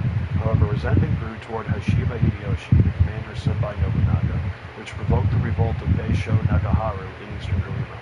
Others followed, and soon the anti-Nobunaga alliance extended to the central and western parts of the province. Nagaharu's basic strategy was to defend Miki Castle while waiting for reinforcements from the Mori, and he strengthened his forces by welcoming into the castle the warriors from eastern Harima who had joined his command. In spring of 1578, Hideyoshi began the siege of Miki Castle, taking over the surrounding fortresses to cut off the supply routes. At the beginning of winter, a new supply route was opened when Araki ruler Shige rebelled against Nobunaga in the neighboring province, but that route was cut off the following summer, and another supply convoy operation failed in the fall. By the early 1580s, food supplies were completely depleted. Nagaharu Beisho, along with his wife and younger brother, committed suicide on the condition that the other castle soldiers would be spared. Thus, Miki Castle surrendered. This military siege, a slow starvation that lasted 1 year and 10 months, is known as Miki's Dry Killing, Miki no Hiroshi. Okay, next up we got marbles of Japan. Alright, we have Arima Onsen. Doesn't look like it. Yes, we do. Do we have, music and arts now. We need show. No. So we need that. It's Himeji, so let's go to Arima. Let's go to Himeji. Right here.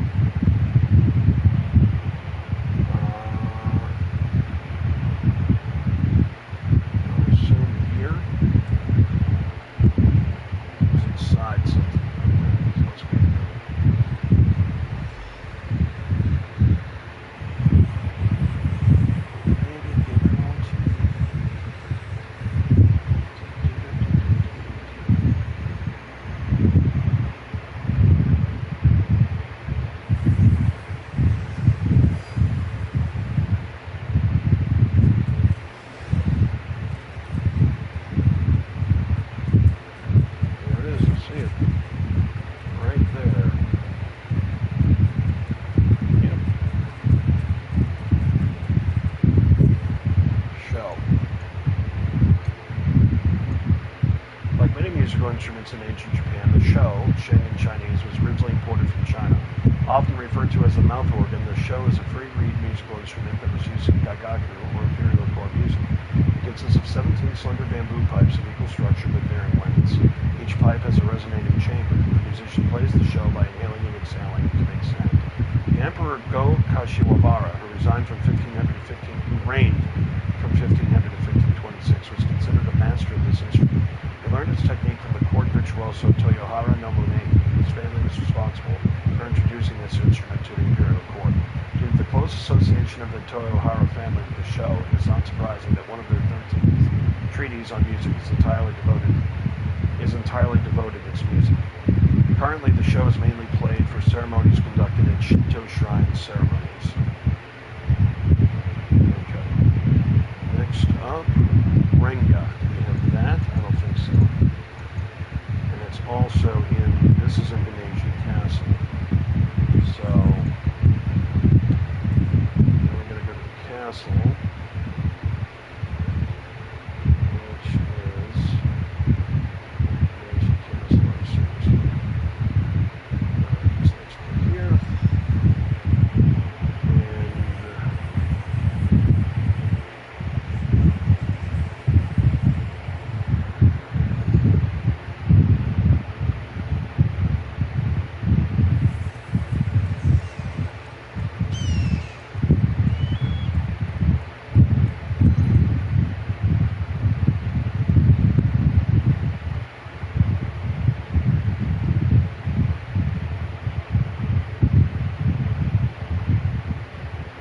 It looks like, okay, it's going to be this building. So it actually would have made sense to go here. It looks like it's inside of a building.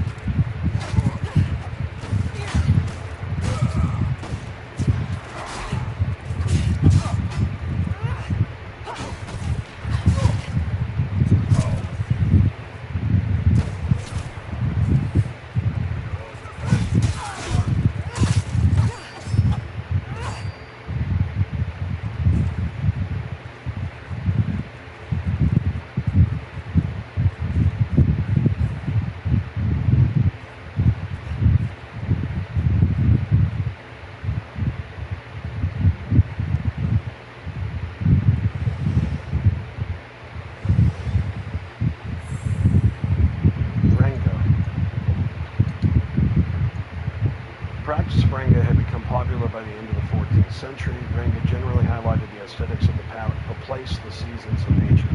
Originally, it was a game among aristocrats and ladies in waiting, or even highly cultured courtesans known as Shira of the Ocean. They gradually, this contest moved out of the narrow world of the court. Many people knew the practice of Renga, however, that does not mean everyone participated in these gatherings.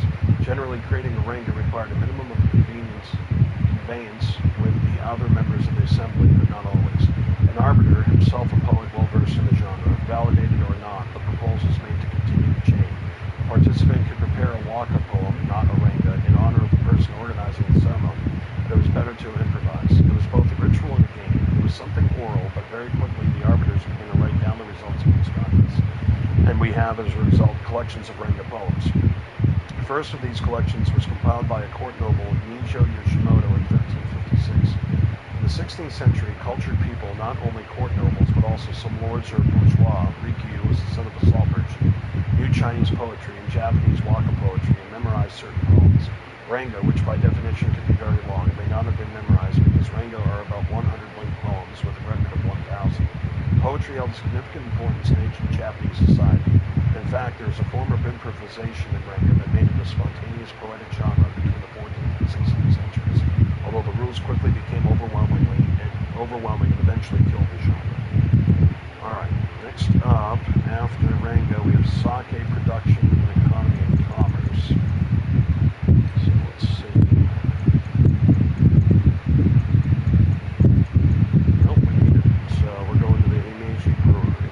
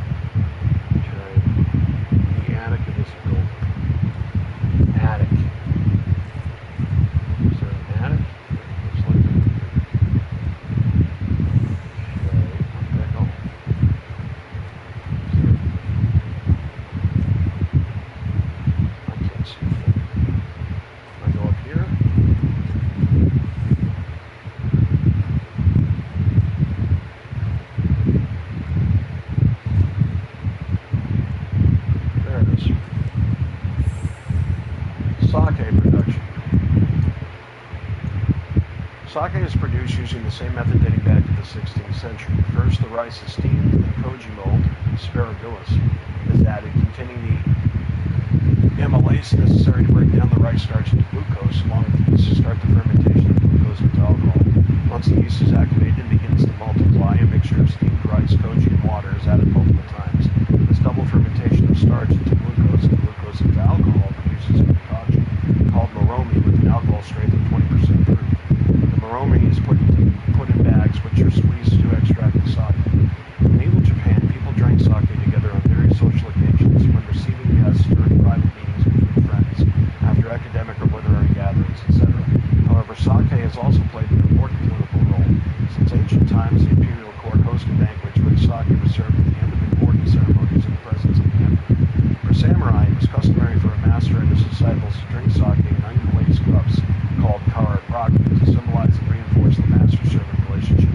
Vassals attended large banquets for annual events like New Year celebrations, as well as special occasions such as an inheritance for the head of the family. In fact, sake was served so frequently that massive amounts of discarded kararaki have been excavated in former samurai dwellings. Next up, rice farmers we have. Legislation and society. Crime and punishment. We do not have that, so let's find it. The burned fields. Ruins of Kaniki. Burned fields. There's ruins of Kaniki.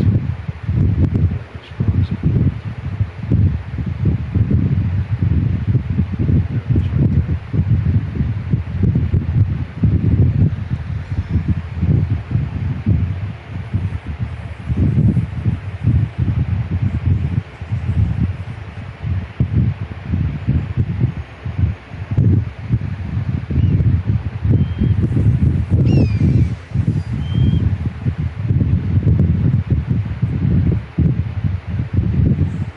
That was a mistake. That was a big whoopsie daisy right there. Oh boy. Oh boy. Come on. Come on. Jumped incorrectly is what happened there.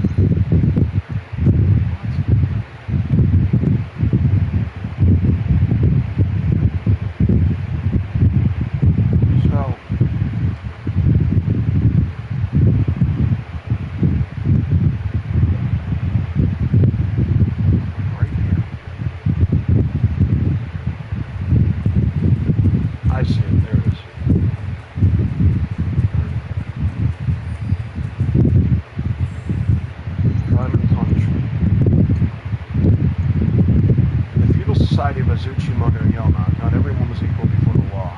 Each person was judged according to their social status, and sentences were determined per case. Multiple institutions might operate in parallel depending on jurisdiction, whether they be monasteries, fiefs, autonomous bodies, this lord tended to create a constitution with no coho and laws for this domain which might differ from territory to territory, but many shared common legal grounds. Generally, a police investigation in medieval Japan required an official complaint. Prisons did not exist, though warriors committing relatively minor offenses were sometimes confined to their homes. Warriors found guilty of a crime were typically deprived of property, in part or entirely by the official authority. Banishment was also common. For serious crimes, a warrior could be executed or compelled to commit suicide. In disputes between two warriors, both parties were punished, regardless of the reason for the fight. Public insults, particularly in the court, were prohibited and increased the sentence of the convicted defendant. For commoners, punishments were more degrading, such as head grindings and death. Sentences could escalate from a simple execution to crucifixion or their severed head on public display. In village communities, sasan, robbery was harshly punished, ranging from banishment of the offender and their family, Murachibu, to a sentence of death. Alright. Next up, social class in medieval society. Got it. Everyday life, we're done. Castles and war affairs. Ancient castle we got. Seppuku and honorable end.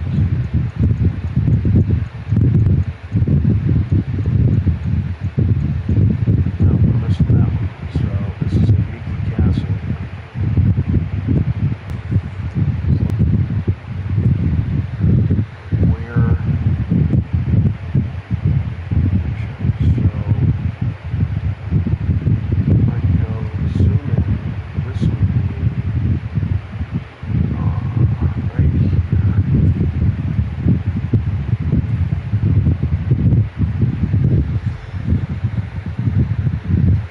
Slowly but surely getting the entire codex in play.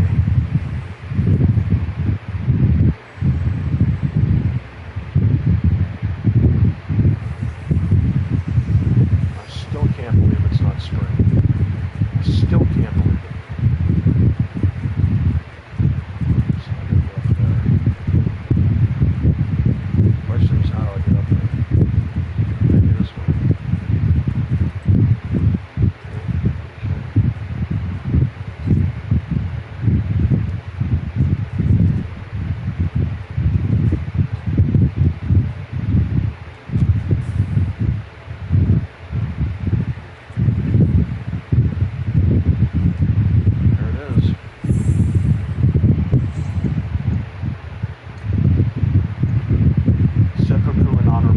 Seppuku, also known as harakiri in the West, was a form of ritual suicide practiced among the samurai since the 14th century, according to the Tengen Chronicle. The samurai sliced into their abdomen above the navel, then a fellow warrior would behead him with his sword. Tobi Imazu, author of Bushido, Soul of Japan in 1900, puts forth the idea that the abdomen is the seat of will, courage, and emotions, and is therefore of high symbolic value. However, this explanation is open to caution. Personal glory, courage, honor, self-sacrifice, and self-denial were aspired values in the Middle Ages, though they were intrinsically tied to victory, which determined the survival of the warrior, his estate, and his lineage. The defeated warrior would rather die than live with dishonor, and death offered an opportunity to regain one's dignity and reputation posthumously. It was better to stage one's death than to die in the absence of glory. Warriors from the period sought a glorious death to an obsessive degree, and seppuku on the night of the defeat was the last option for defeated samurai.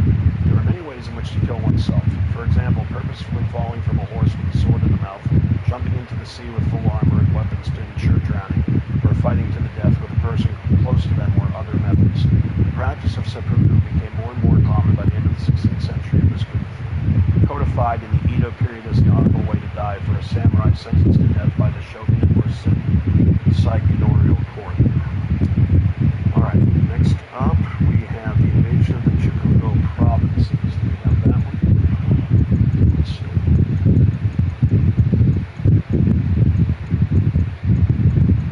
Yes. And then we got that. Alright, next we're going to Iga. So, religion of popular beliefs. Let's go all the way back up.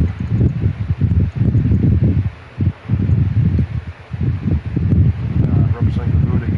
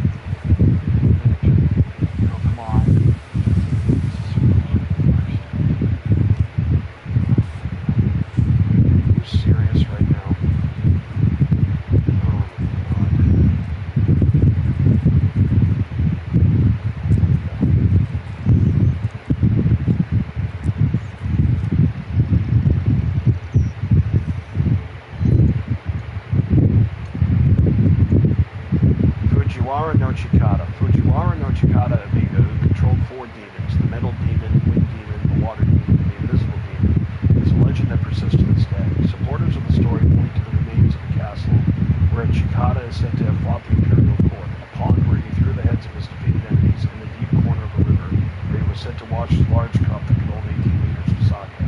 Each one of his demons embodied supernatural powers, often attributed to the ninja, a body impervious to ordinary weapons, the power to summon strong winds that can blow away an enemy's castle, the power to create floods and drown their enemies, and the ability to hide and surprise them.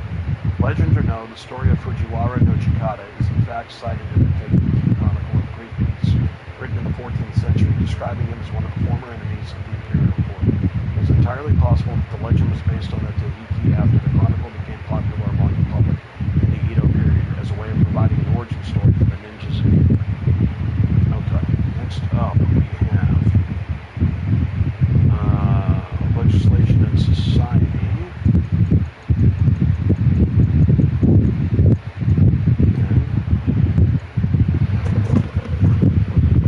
Local communities and their liege lodge. Got it. Peasant life.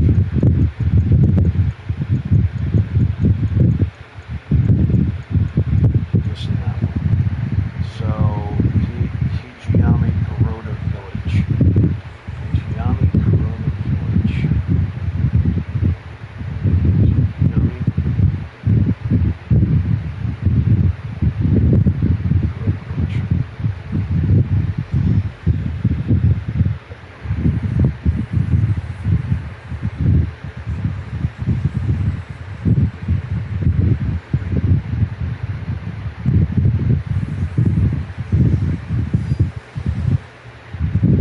Still cannot find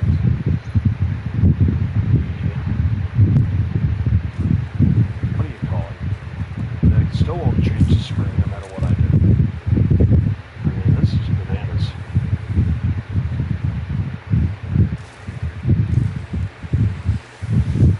And I'm doing all of these. Imagine if it had turned the spring by now. I could have done these what do you call it? And then if I'm still working on this, it finishes the summer and I get the last one. Like, this is bananas. You know what I'm saying? Like, just bananas. Oh, come on. Bro.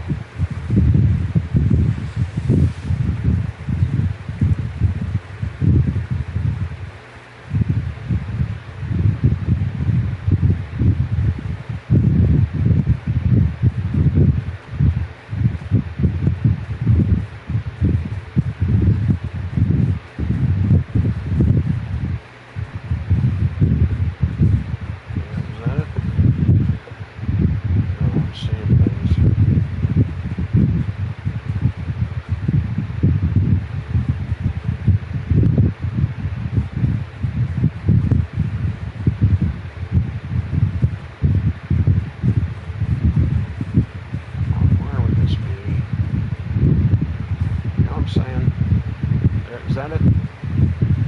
No, it's no. I'm seeing things. There it is.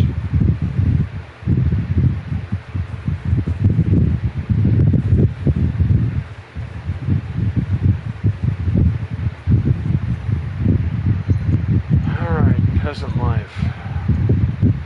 During the 16th century, the vast majority of the population consisted of peasants. Most of them lived in villages away from the more densely populated areas in central and western Japan. A collective approach to agriculture and shared access to local resources such as wood, charcoal, and food forged strong social ties within communities. Farmers did not technically own their cropland and were subject to multiple rights, shiki, which required heavy taxes that each farmer had to pay. This system was challenged by Toyotomi Hideyoshi, introducing a cadastry system to impose order along with his infamous sword hunts. Between the common peasants and the great lords, there was a separate class of wealthier peasant known as the Gano, or the Jizumuri. The status varied depending on the region as well as the time period in which they lived. These Gano rented plots to be developed by the poorest farmers. In Iga, they built fortified housing from where they controlled the local peasantry from one or even several villages. Alright, next up we got League of all the commons of Iga. I don't think we have that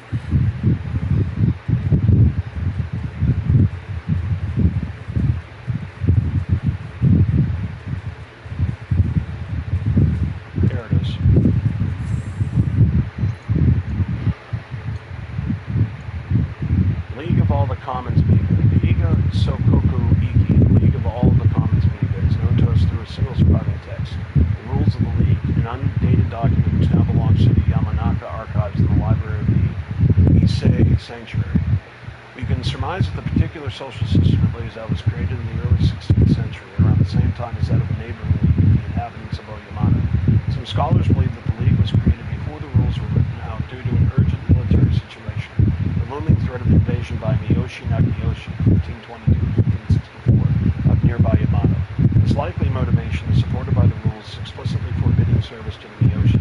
Formal consolidation of the League of Iga seems to date from around 1560, when representatives from local communities drew up a formal 11-article constitution. Other historians suggest the date 1569. The creation date of this text is open to debate. The League was prepared to put up a fierce collective resistance against any threats of invasion.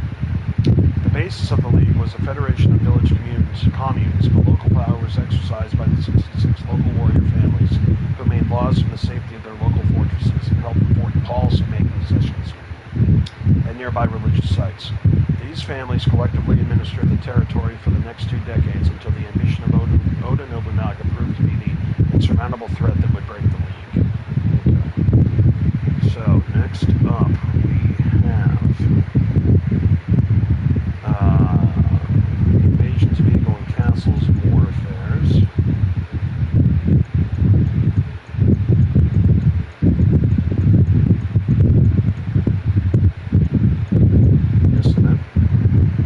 So that is Mibuno Vale. Let's go to the map.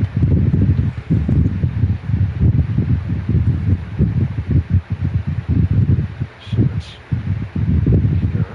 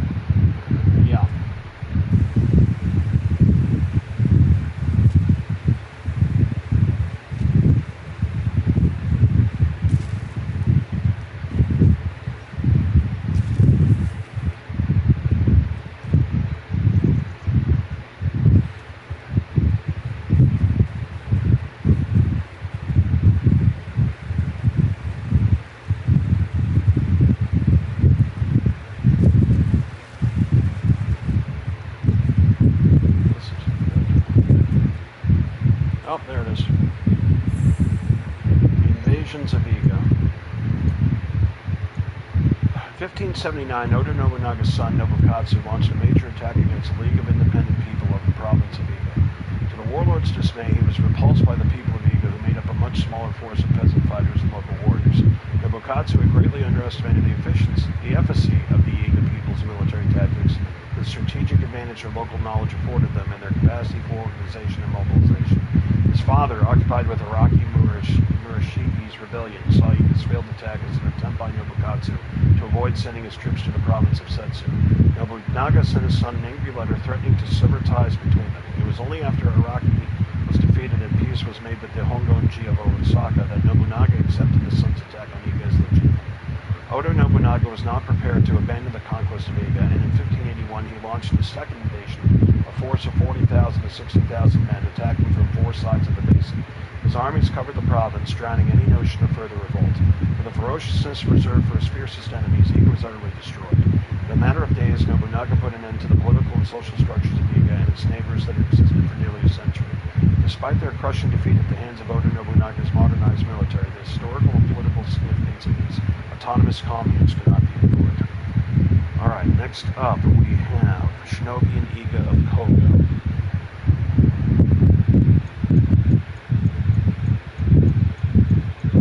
Yeah, we got it. Kubi Jikin. Yep. Kashiwara Castle, Iga's last stand. Yes, alright. Next up we're going to Wakasa. Marvels of Japan. Let's go all the way up. We're looking for Suruga.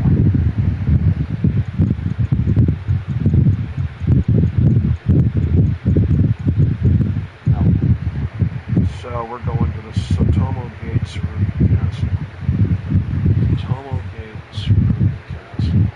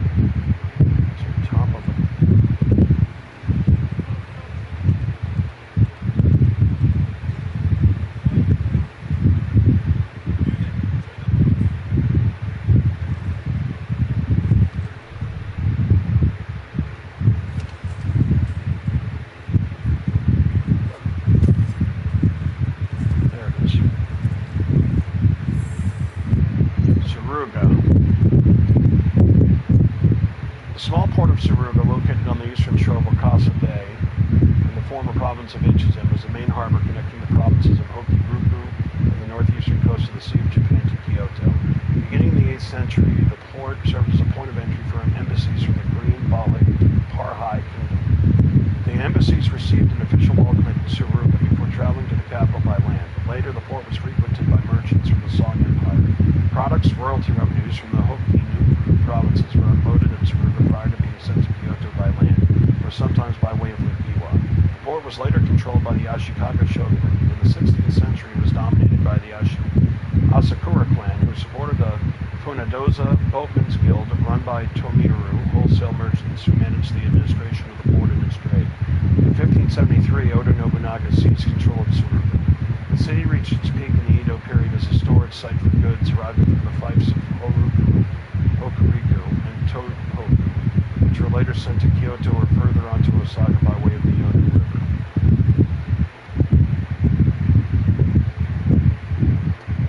Alright, next up, Kumagawa Juku. We have that.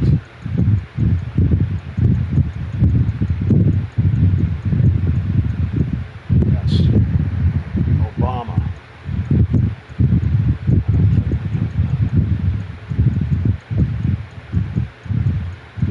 No, we don't. Alright, so this is Tadaji Temple.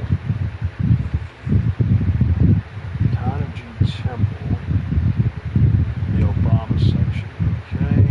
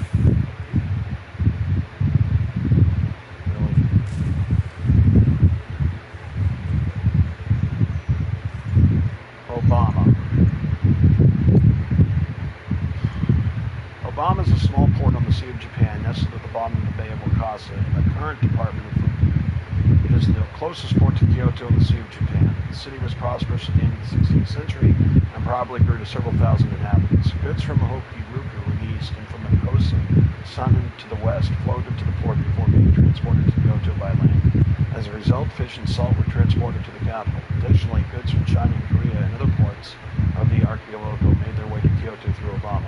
Notably, some of these goods were delivered to Kyoto's imperial court.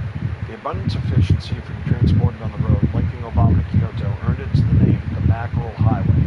The city was, therefore, a redistribution warehouse. Nevertheless, it also had a small paper and locker industry. Obama's prosperity prompted some people to call it Little Kyoto, or even Nara by the sea, Umi no Aru Nara. After the Battle of Sekigahara, the region was granted as a fief by Tokugawa Ieyasu to the daimyo Kyoko Takatsugu, who built the castle of Wakasa.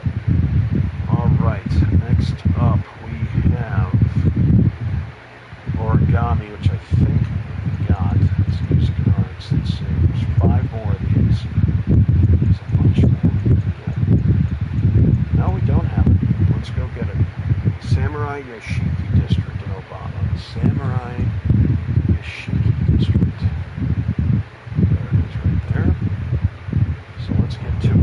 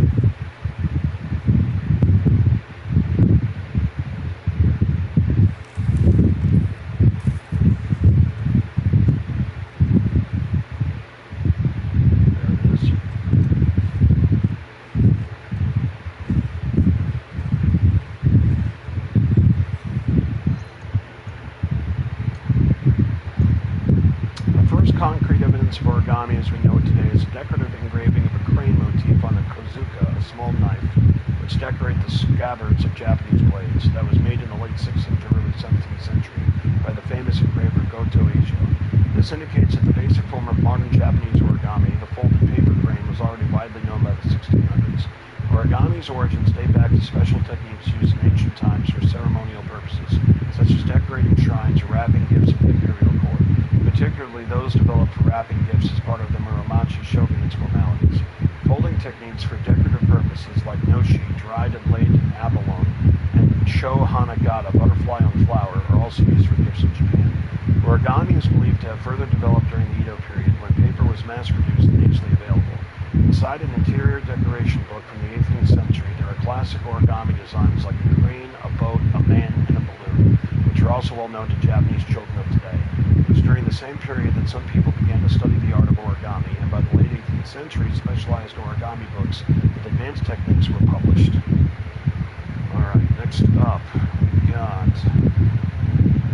economy and commerce. We got the triangular trade network.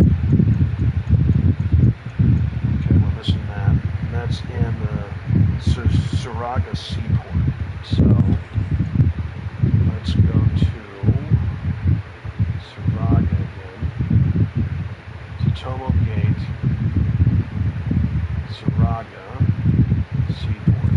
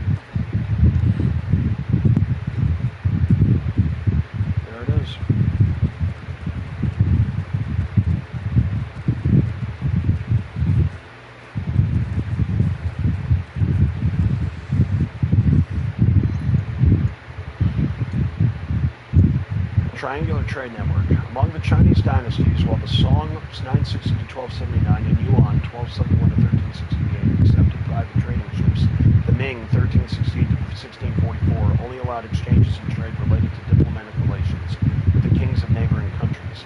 The only direct trade in the 15th century was therefore with ships sent by the shoguns of the Muromachi period, recognized as the King of Japan.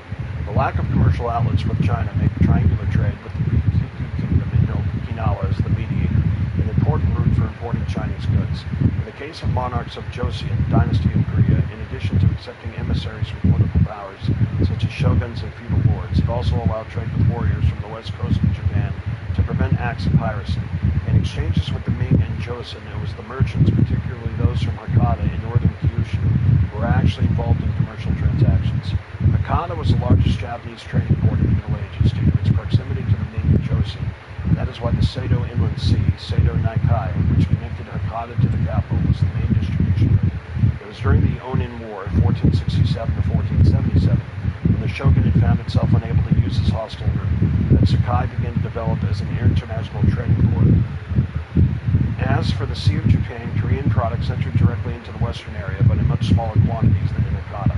In the 16th century, smuggling by Chinese or Japanese merchants and pirates called wako developed, replacing the diplomatic network of East Asian maritime trade. Merchants who later arrived on Portuguese ships quickly integrated into this large illegal smuggling network. Okay, next up, we've got salt production. We got, no, that's sake production. Got it. Legislation and society. Bandits, outlaws for hire. Got it. Castles and war affairs. We're missing Genba-o Castle and the Battle of whatever. Got it. And Mikasa's done. So now we're going to Yamato. Let's go to Marvels in Japan. Okay. Todaiji. Got it. Asuka Rocks.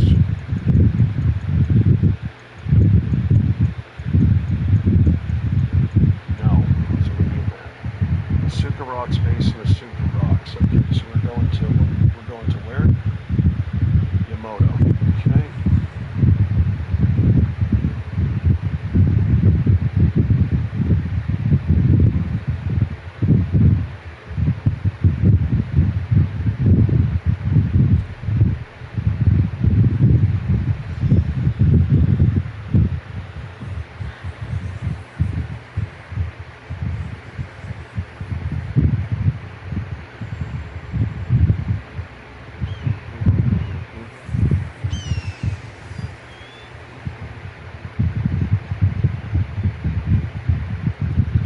So,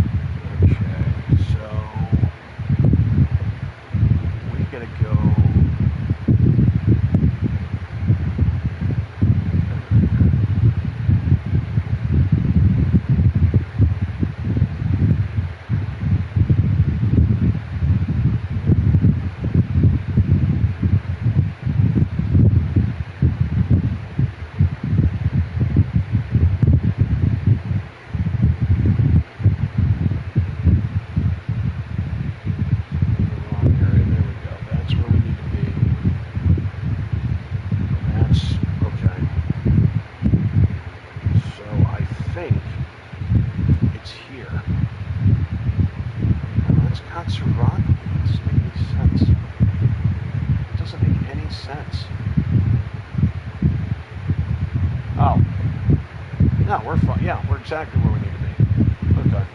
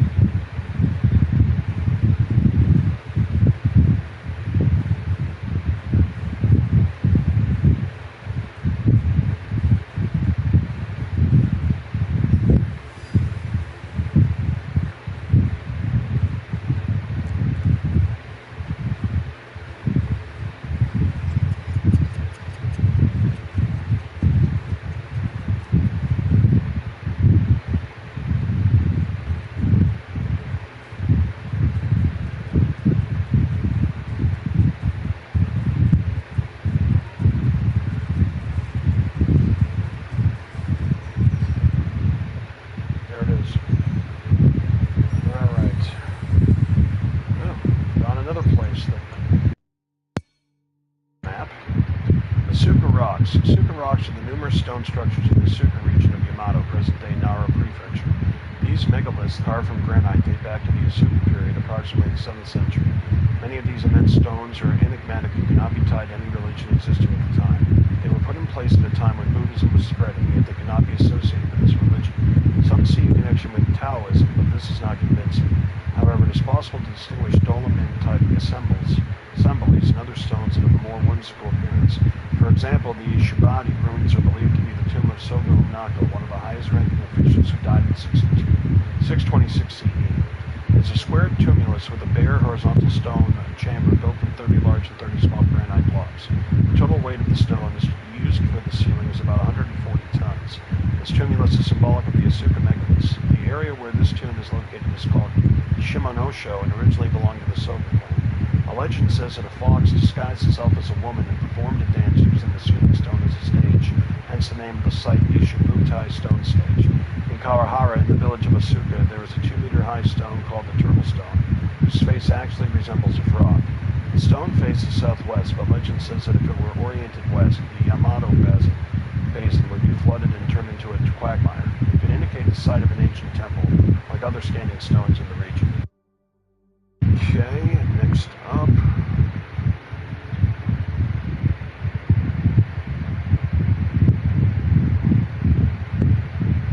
Marvels of Japan, Yoshino. Do we have Yoshino?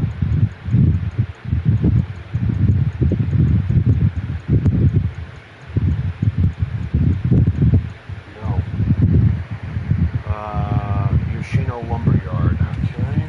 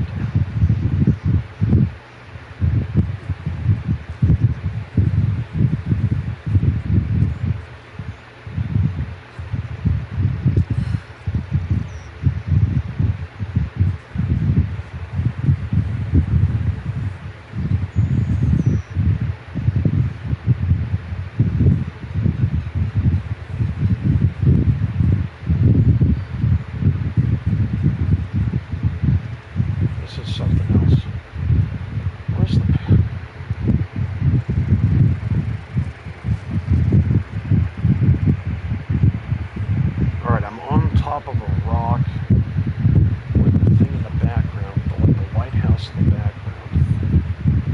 So, I thought it was this rock.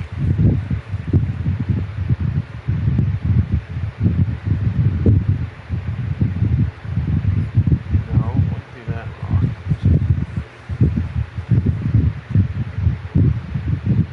There it is. All the way up there.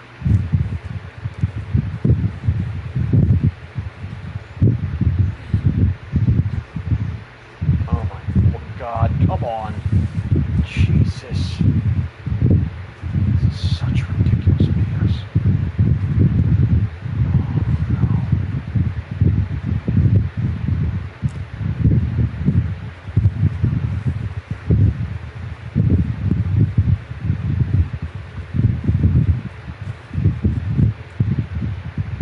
What?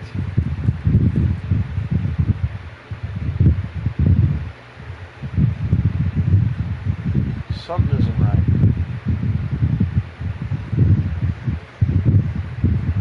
Something isn't right here. I just saw it. What is going on? Oh. There it is. On the wrong.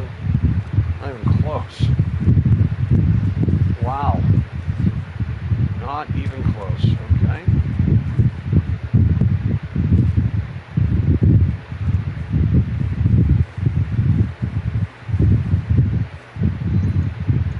Alright, Yoshino.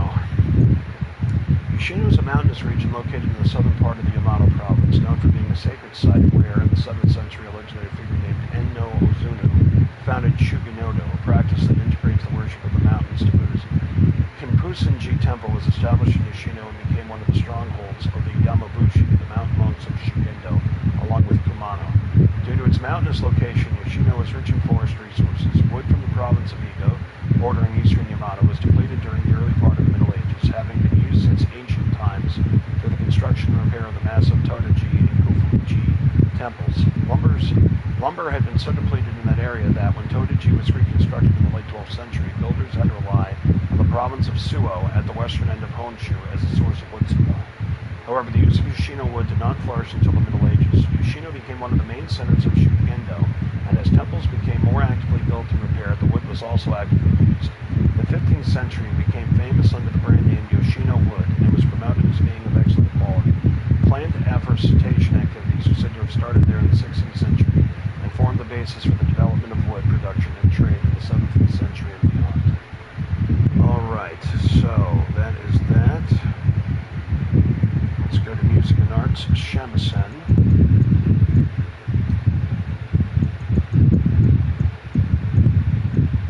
Yeah, we need that.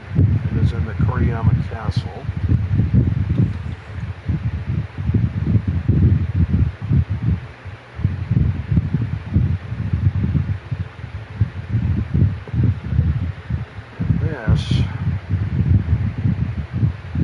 This is right here.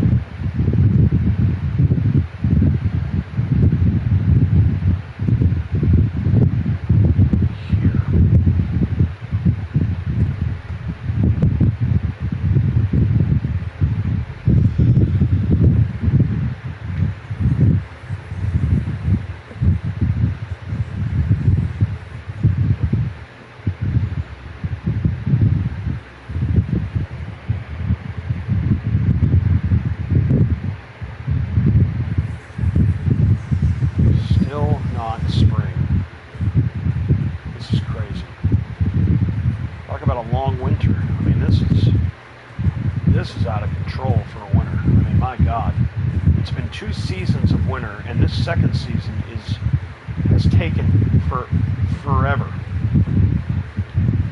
Alright, I assume this thing is right up here. I don't know how I'm going to get there, though. Let's see. Let's figure this out, shall we? Is it just up here? Let's see.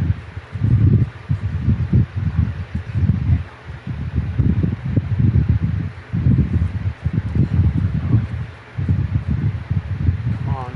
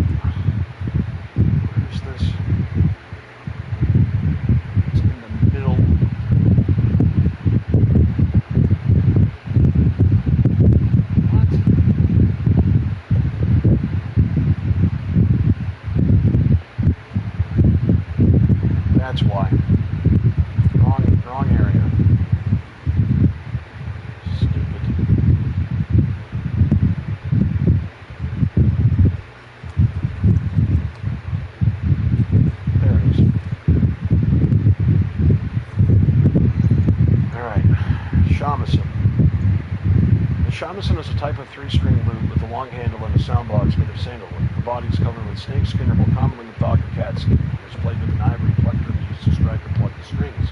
Originally from China, the shamisen was introduced to the provinces around Kyoto through Okinawa in the middle of the 16th century. Blind musicians were the first to use this instrument, and by the early 17th century, it quickly spread throughout Japan.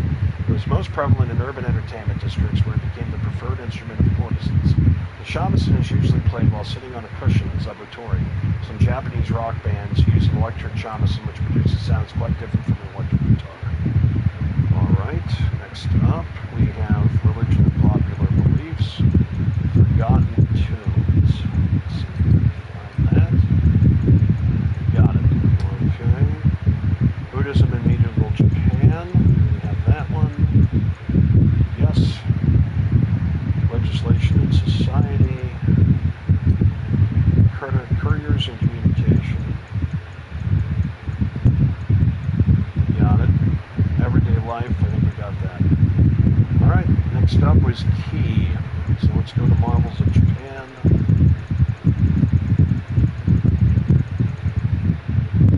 We're missing one.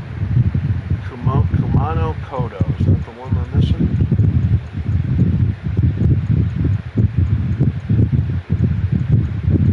I think so. You should have Psycha, right?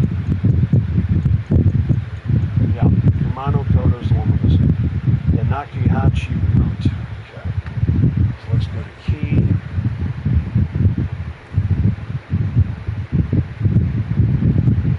And where is this? This. I won't go any further. Alright.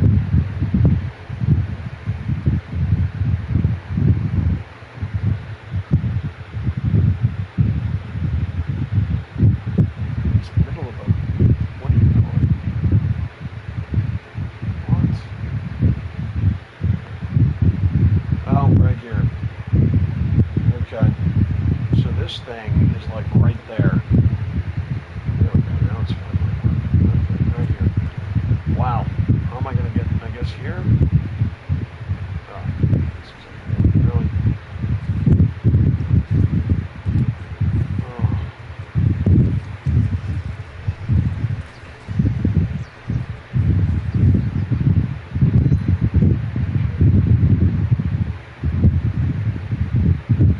Yes, this is the.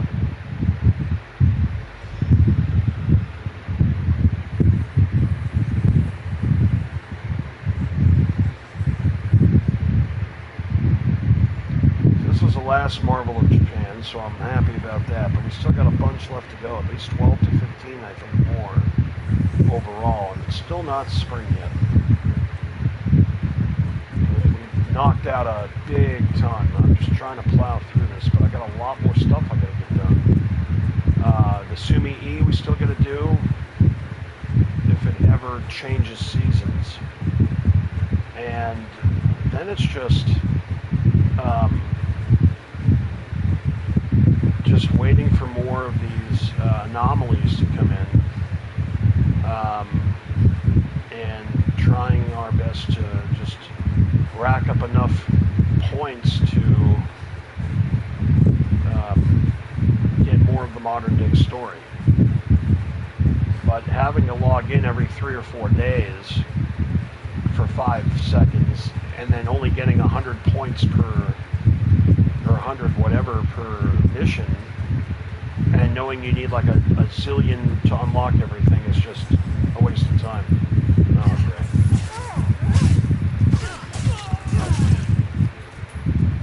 What a waste of time.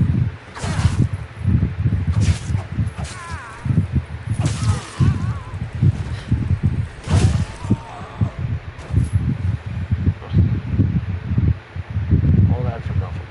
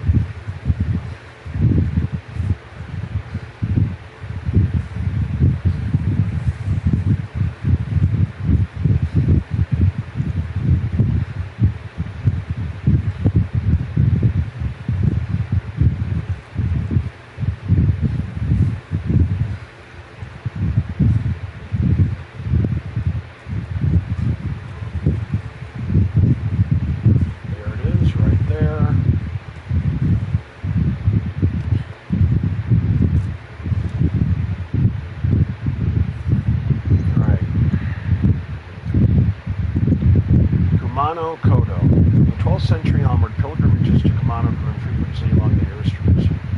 Shugendo monks who maintained the area for the purpose of aesthetic practice prepared the paths and rituals for the pilgrims to follow. Simply walking these paths was considered a significant act of faith. Typically, pilgrims would travel by boat on the Yodo River to the Watanbe harbor at the estuary, where they would disembark to complete their journey to Kumano by foot. Those routes have since been replaced with modern roads or removed altogether as the land was developed, but the path that stretches inland from the Tanabe southern Wakayama department to Kumano has been preserved in its original form, and is the main path of the pilgrimage routes known collectively as the Kumano Kodo.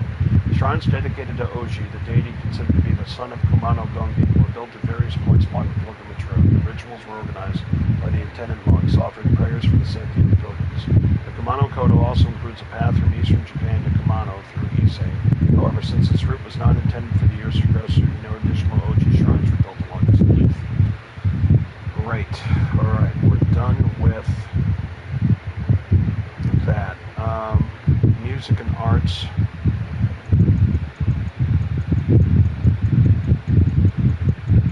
Still missing 3 there. We need the shakuhachi. Yeah, we need it. Alright. Takahara Village.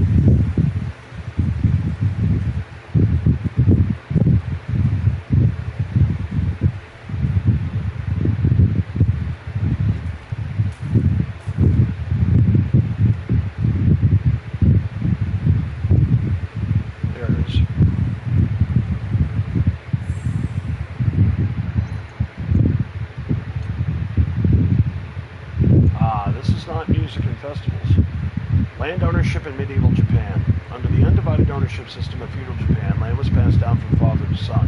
In the case of a person with influence, the younger siblings were obligated to assist the eldest with the family farm. While it was typical in places like Kanto for a second son to inherit cleared land, those who did not need it to leave to make their own life. Some became soldiers in the new Sengunro military with the hope of getting promoted, possibly becoming samurai as a reward for loyal service. However, this ceased to be an option in the 1600s. Landless young men could also become monks or work on city and road construction as common laborers. Those aiming higher than unskilled labor might become traders or artisans. These cadets do not become a social issue, as society had been expanding since the mid-16th century. As expansion became even more pronounced at the beginning of the 17th century under the Tokugawa, with its successive Hideyoshi's reforms and the return to peace, the demographic surplus was absorbed without significant friction. The question is, did they give me the wrong one again?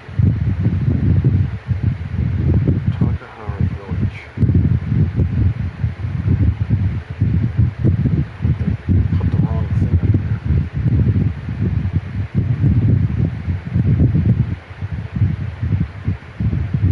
Maybe not. It's by a tree. So this is by a tree. There it is right here. Shakuhachi. I got 2 birds with 1 stone here. The shakuhachi is a bamboo flute with 5 finger holes, 4 in the front, 1 in the back, turned to a minor pentatonic scale. The instrument came from China via Korea in antiquity. As such, it shares the physical characteristics of similar wind instruments in many Asian cultures. Originally used for the performance of music for the imperial court, the shakuhachi was adopted as an instrument of mediation during the 13th century, particularly within the Fuki sect of Japanese Zen Buddhism. The music produced by the shakuhachi is described as intensely evocative with a timbring and invites the listener to commune with nature and embark on an inner journey. The monks of the Fuke sect eventually abandoned the traditional lotus-style seated position during mediation and began to wander while playing the flute. They also wore straw baskets as hats with small openings that allowed them to see while hiding their features. These monks, called the Komusu, were thought to be strange and odd-looking by the general population. The shakuhachi's close association with mediation and Zen Buddhism led to the common perception of the shakuhachi as a religious instrument. Alright. Next up. Taiko. We have that.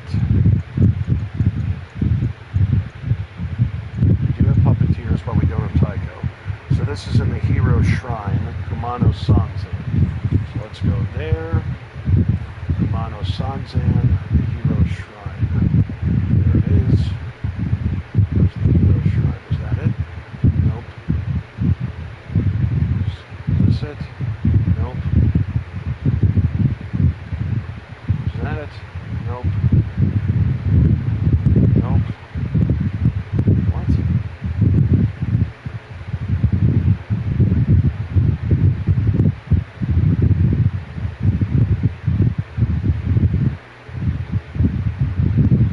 What in the hell?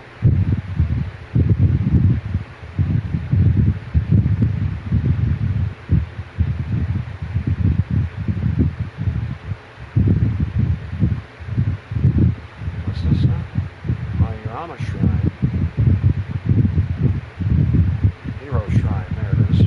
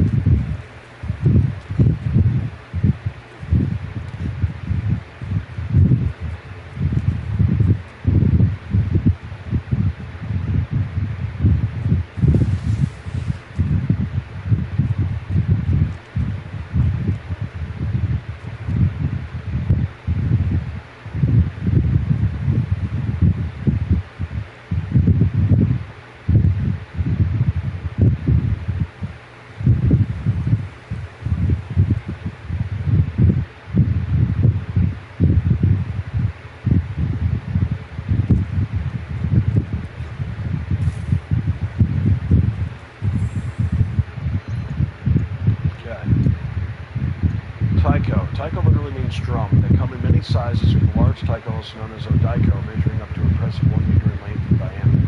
The trunk of a Japanese okova tree is followed out to make the drum body, which is then covered on both sides with buffalo hide or cowhide, typically held in place by ropes to allow for resonance and adjustment. The dream allow for resonance adjustment. The drum is played by hitting it with sticks, which can also be struck together as percussion instruments. Drums have been used since prehistoric times, yet the taiko, like most so-called traditional musical instruments, was brought from China in the 7th century, or possibly even earlier.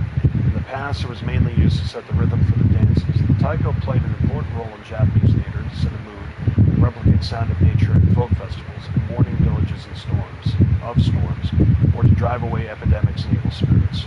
Okay. Next up, we have religion and popular beliefs. Still missing 5 there. The Kumano faith. Yeah, this one. Yep. Hero Shrine, I'm there. Kumano-san's on Hero Shrine. Well, this is interesting. Where's this one? Today, load, please.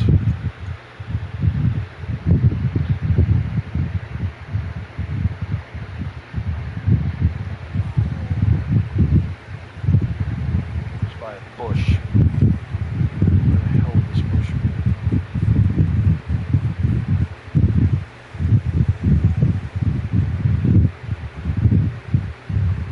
Oh my god.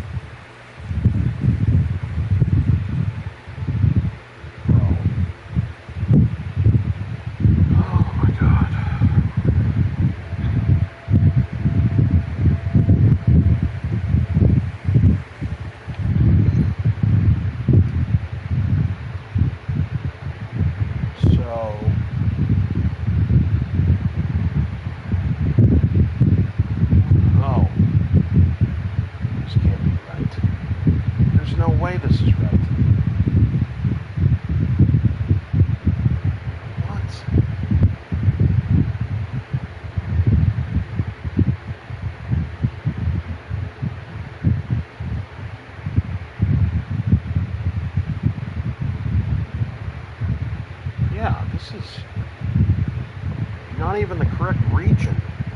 Oh yeah, it is. Okay, wait a minute.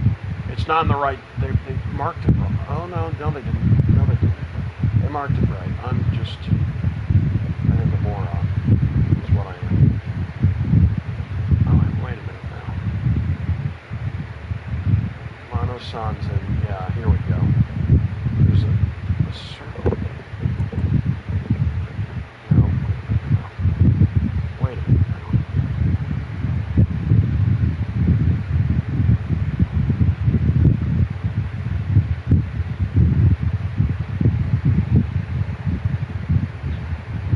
So it's literally at the base of Yamato. So wait a minute. It's up here. This isn't even in the correct area, bro. Like it's not.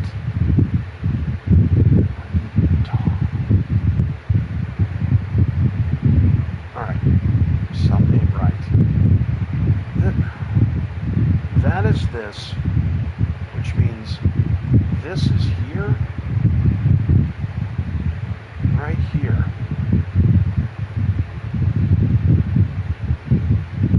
I don't know what you're talking about. So then, I assume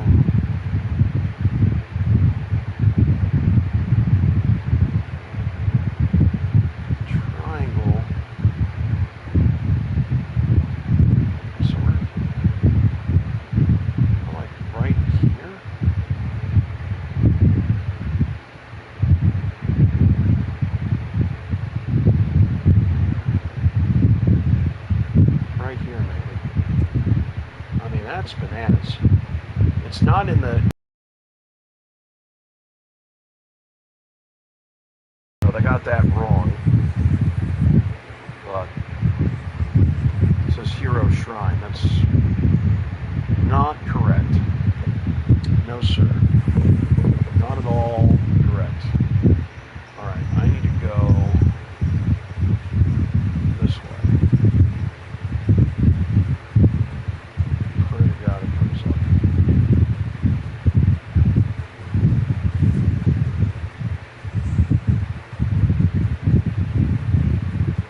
How it is not spring yet is beyond me.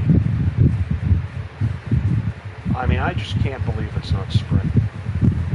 I also can't believe I've been at this for like 5 hours, which is bananas. Because I figured I'd be able to just plow through this pretty quick, but I was wrong.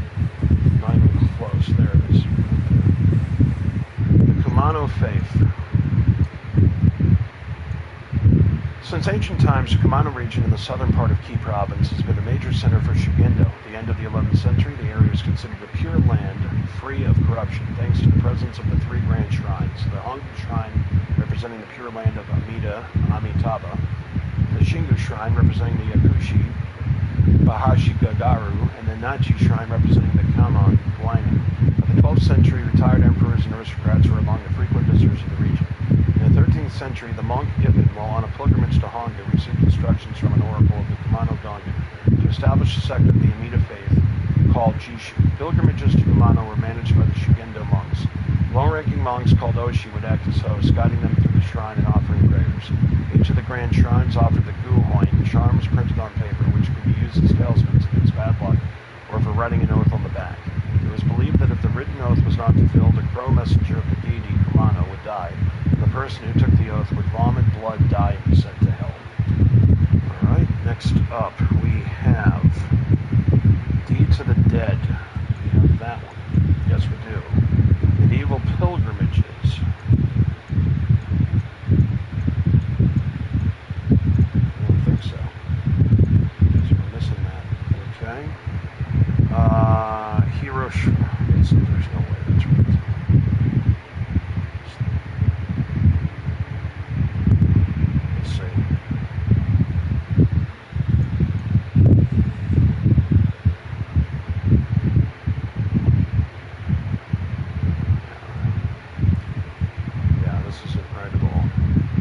right. So, well, maybe it is. Maybe it is. Okay, so this looks like it's on the road here. So,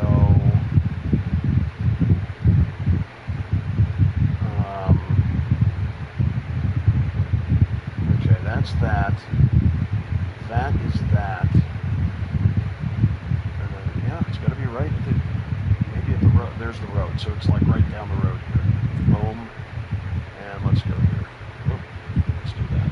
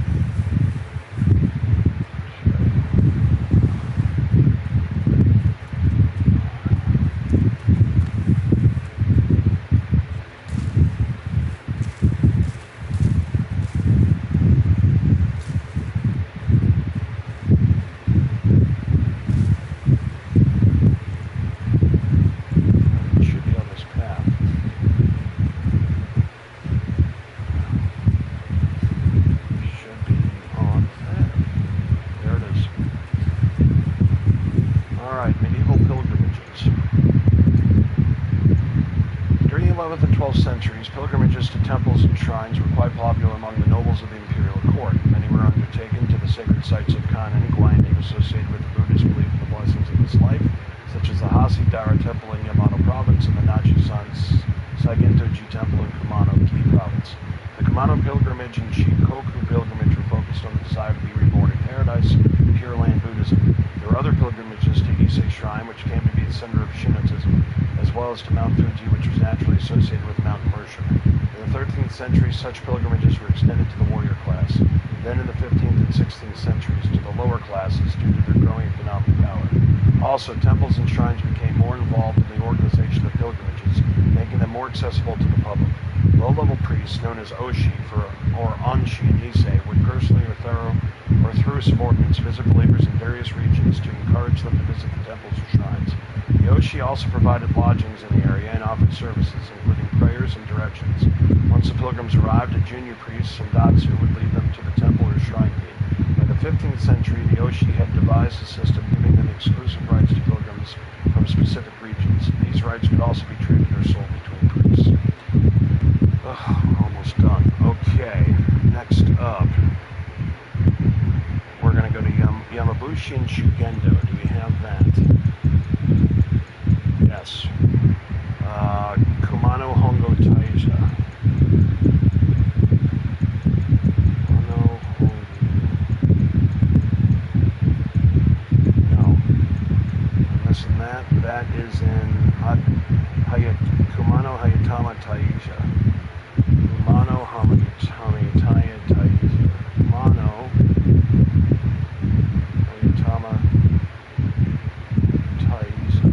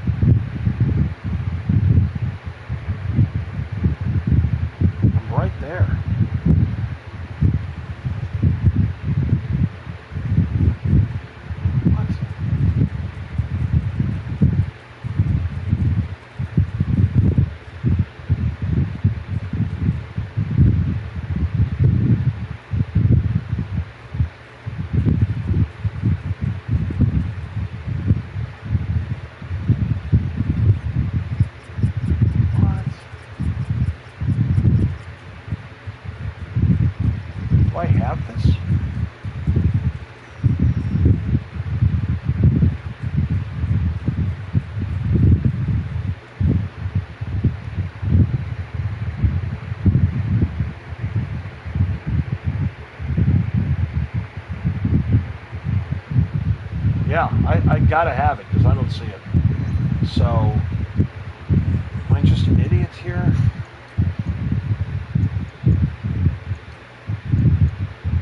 What am I looking for anyway?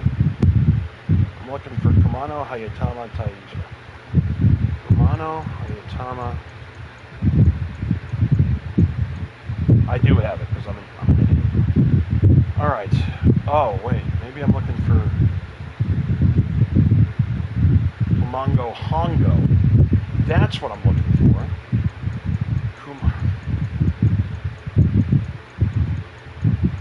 Yeah, I'm looking for the wrong one.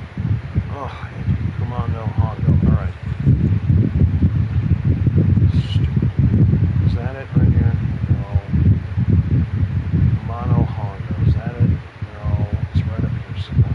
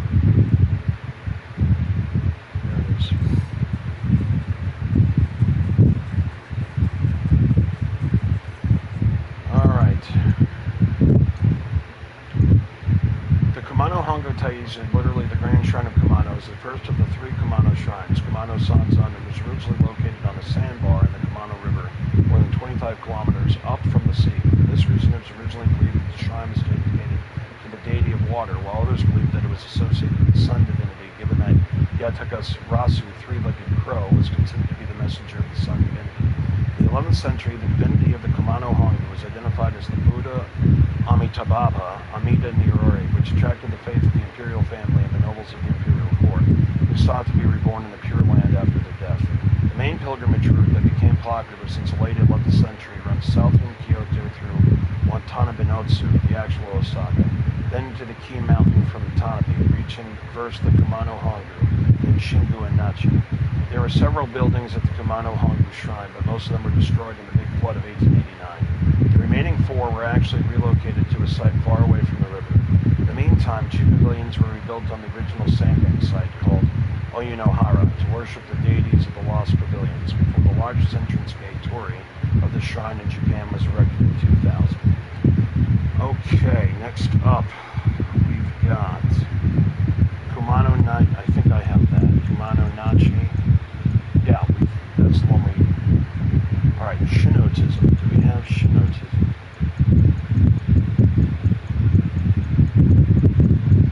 Yes. Jizo statues. Do we have those? No. So the Jizo statues are the Sengatoli Pagoda. Sengatoli Pagoda.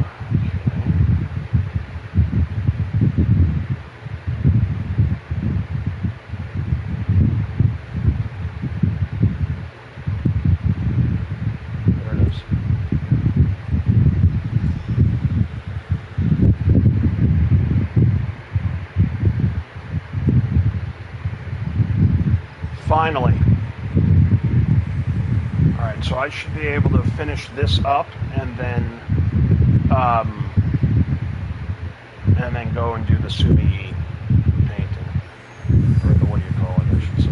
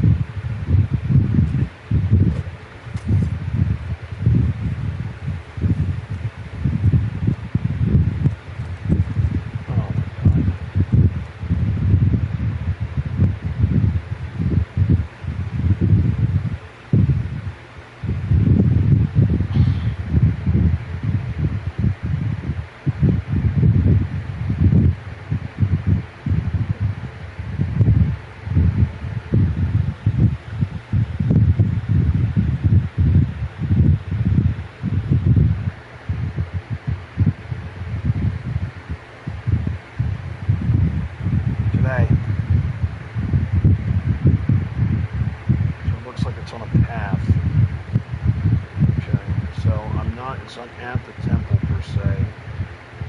Let's look at where we're at here.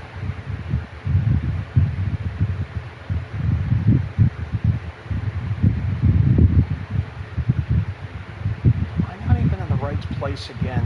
Did they mark it wrong again? I think they did. Yeah, they did. Jeez Louise. This is so stupid. So, there's that. So it's got to be like right here. Unbelievable. I'm not even in the right.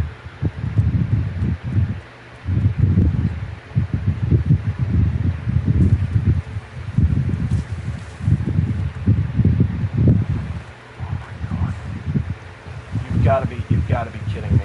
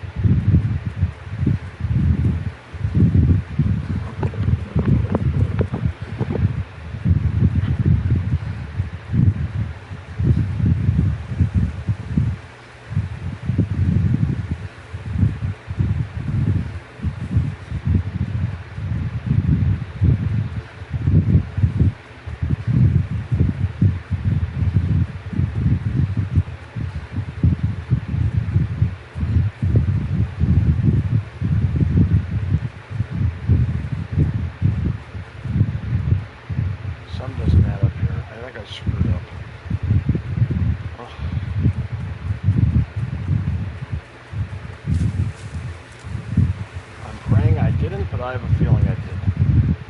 Well, maybe not. Well, maybe. No, I did not. Right here. Look at that. Alright, Jizu statue. During the Middle Ages, the cult of Jizu integrated a great variety of beliefs, although its main doctrine remains uncertain. Between the 11th and 12th centuries, the statues of Jizu took the form of a child embodying their protection. Those called Shogun Jizu warded off disease and epidemics. In the 16th century, it was widely accepted that Jizu comforted the souls of warriors who fell in battle as well as protecting travelers. This can explain why many of these statues are found along pathways. The cult of Jizu, which is with a bib and a red bonnet on the head, spread during the Edo period, as the cult rendered in honor of babies who died in infancy or stillborn. Alright, next up, we have economy and commerce, soy sauce. I think we have soy sauce. We do. Pirates. We do. Legislation and society.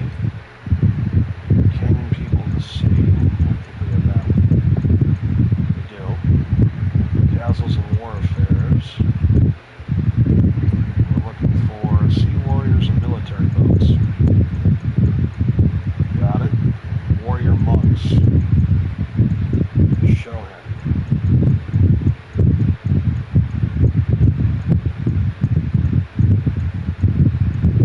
Nope, missing that. Okay, the monk houses in Psychia. The monk houses in Psychia. There we go. Monk houses.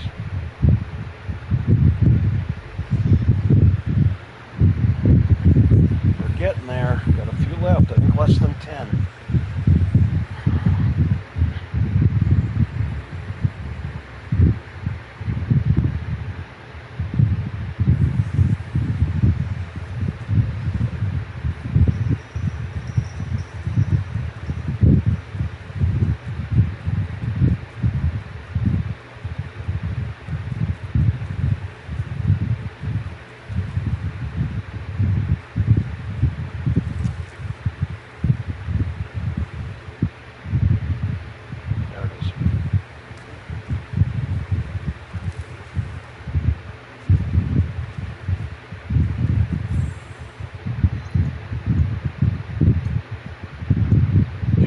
ancient Japan, the main sources of revenue for Buddhist monasteries, of which there were many, relied heavily on estates shown where peasants worked and the various tolls placed on the roads. To protect these domains from powerful and greedy neighbors, early Heian period monasteries called on the men-at-arms employed by the estates to defend them.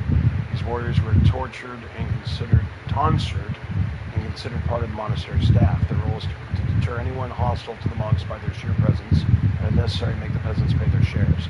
They also defended the domain from common brigands and used their weapons, typically false shards, to pacify crowds of monks who had gathered to protest measures taken by the central authority that they considered unfair.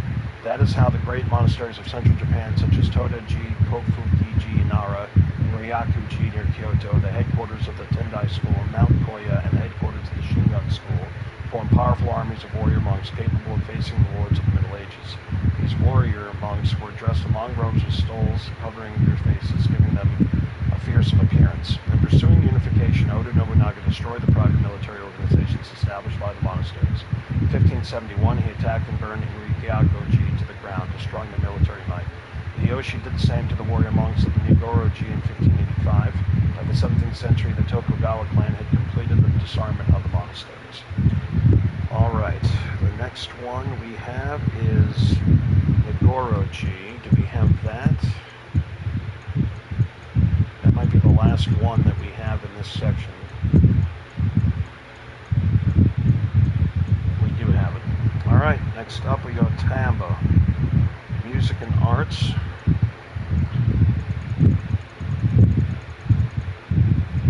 Do we have Suzumi? Nope, that's the last one there. So Miziao Bay and Tamba. Miziao Bay and Tamba. So let's go to Tamba. Miziao Bay. There it is. Alright, let's see where it's taking us. It's the last music one.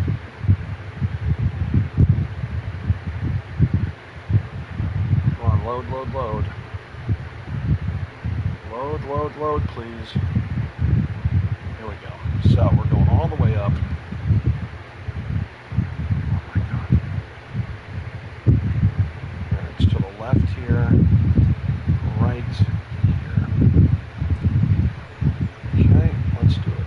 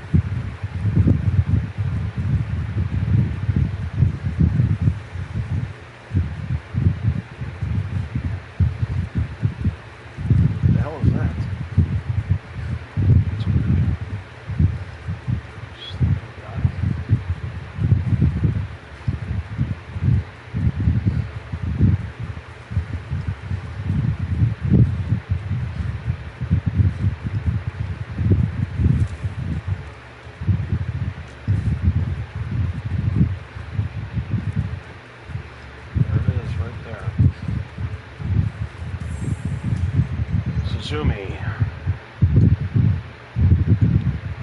The Suzumi is an hourglass-shaped drum with two membranes stretched over either end. Suzumi tend to be smaller than the taiko type of drum. When playing small drums like the kotsuzumi, the performer would typically rest the drum on their right shoulder and strike the surface with the fingers of their right hand.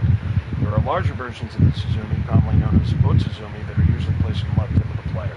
This type of drum was introduced from the Asian continent to Japan in antiquity. Similar instruments can be found in China, Korea, and even India. Before it was popularized in the Middle Ages, the Suzumi was played in the ancient imperial court and was mostly an instrument of the elite. It was first introduced to the general population through No theater, then later via Kabuki theater during the Edo period. In the Middle Ages and pre-modern times, villages often performed dances to mark major agricultural events, such as rice transplanting or harvesting. The purpose was to thank local deities for a good upcoming harvest.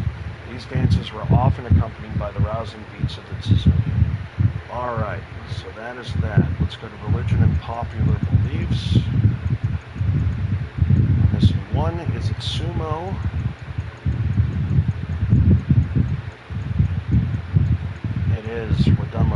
too. Fukujiyama. So let's go there. Come on, come on, come on. Fukujiyama. There it is. Okay. We're in the middle there. So it's in that little circly place. Where?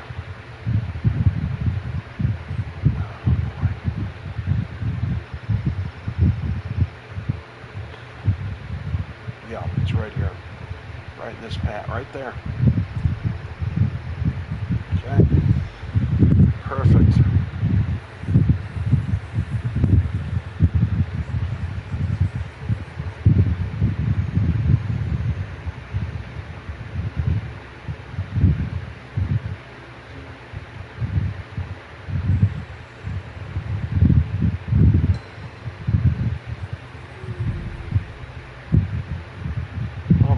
Come on with the loading. God, I'm going 2 seconds. Why is it taking 9 years to load? What are we doing? It's nighttime, I think. Which means I gotta actually double check to make sure that I don't mess up the Sumi-E. Because if it's night, I gotta get there and get it done. So let's make sure we do that. Okay, there it is right there. Boom. Sumo. Sumo is a form of bare-handed combat between two face-to-face combatants and can be linked to other forms of wrestling known as Mongolia or other forms of wrestling known in Mongolia or Korea. The winner will have made his opponent touch the ground or expelled him from the circular space formed by the dohyo, the space delimited for the fight. Sumo combat was first reported in the 8th century imperial chronicles, where they noted bare-handed fights practiced by deities. During the ancient period, sumo matches were organized in honor of the gods for a ritual festival or a court ceremony. As a result, the fights took place inside the sanctuary or even the imperial palace. The fighters were strong men but were not professionals. As warriors emerged, sumo became a training exercise between bushi. It could also be a game where, on occasion, warriors threw challenges at one another. In these instances, fights took place outdoors, usually in a meadow or cleared place without any sacred connotations. The circle itself was formed by the spectators.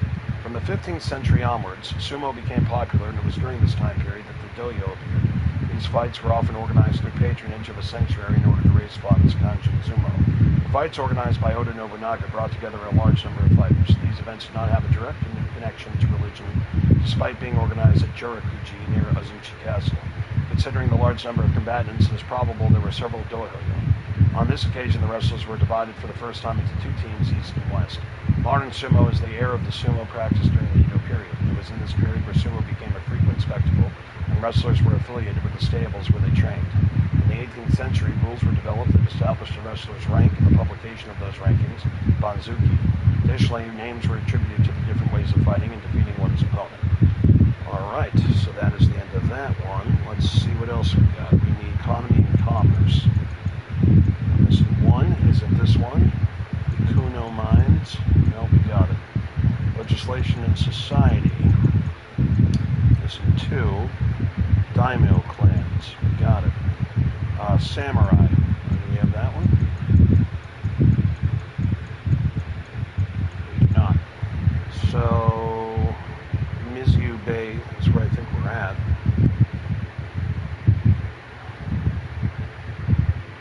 Let's see. Yeah, this is at like a window or something. So, are we in Mizu Bay? No, we're not. We gotta go back up here. And this is right here. Right here. Okay.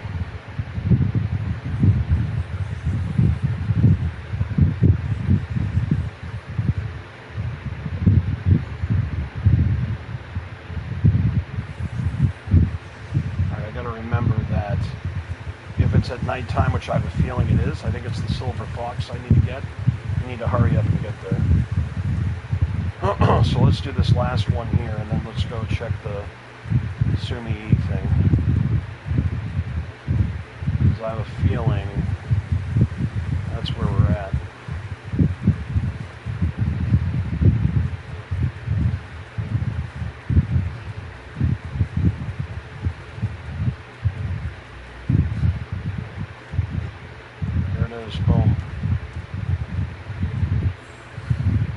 Samurai. Samurai comes from an ancient Japanese term sabarufu, meaning to escort or to serve a nobleman of the court wherever he goes. It became synonymous with bushi, which means warrior, and skilled with weapons and in waging war. The bushi class had significant provincial power during the 10th and 11th centuries and were de facto rulers of common people until they officially ceased to exist in the 1870s after the Meiji Revolution. There was some diversity within the bushi or samurai class, with an aristocracy primarily composed of ancient lineages, surrounded by vassals in their service, with more common warriors scattered throughout the countryside at the head of their domains. Some of these low-ranking warriors, also known as dogo or jizumuri, formed leagues, iki, to keep peace in given areas. The Sengoku daimyo, feudal lords, built up small, well-organized fiefdoms that heralded the regional wars of the 16th century. These lords implemented reforms that were codified under Nobunaga, Hideyoshi, and then Ieyasu. The goal was to turn warriors into administrators of a lord's domain by requiring them to live in castle towns at the foot of the castles, the jokomachi.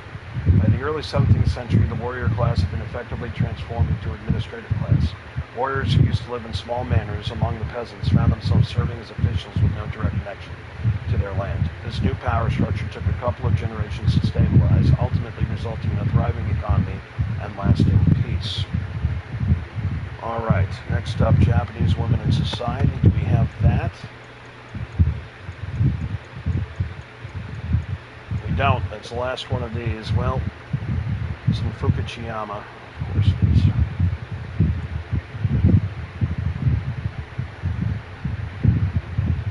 Let's go to the...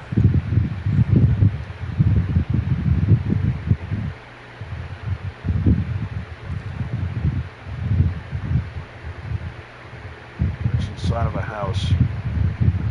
It is right over here. But we also have to go over, where is it? Yamato, I think. Yep. Let's go here. Let's pray to God we can, it's not light out. Hopefully it's still dark.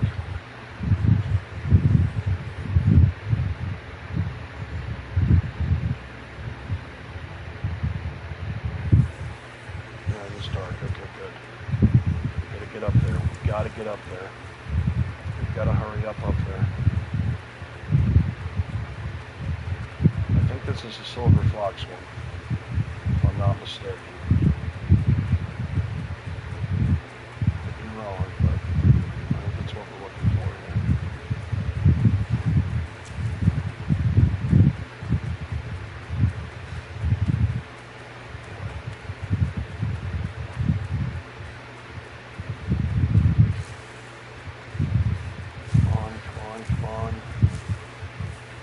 Come on.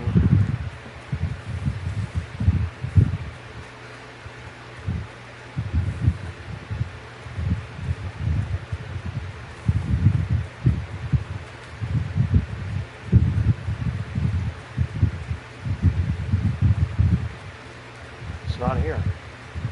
Yeah, there it is. Oh, what? The hell is this? Oh, it's keys. God damn it.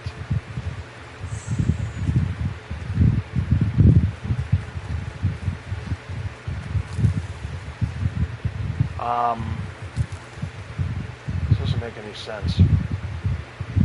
What am I...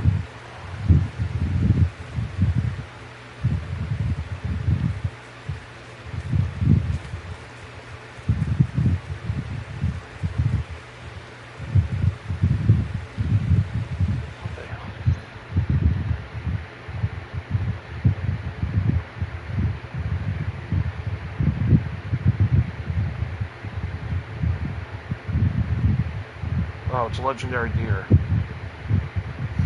I'm in the wrong area. I need to go to Yamato. Oh, I am in Yamato. Okay. Yoshino, Sakura Meadow.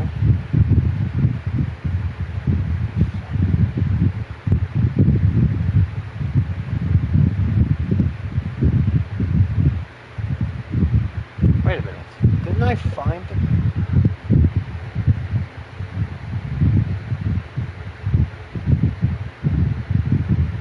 Mountain Blossom Pagoda Viewpoint. There it is, near the river.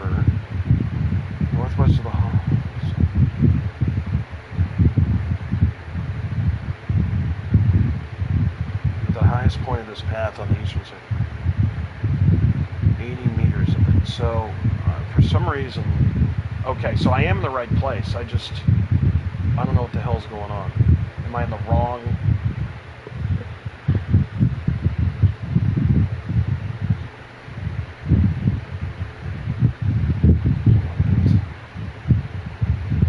Alright, there's the view. Where's the viewpoint? There's the viewpoint. So we go. What? Okay, so we're going up the river. And then, yeah, it should be.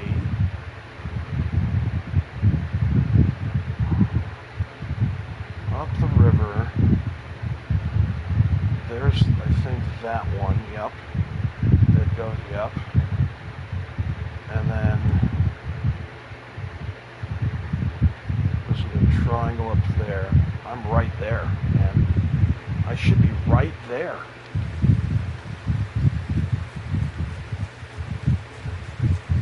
Oh, shit.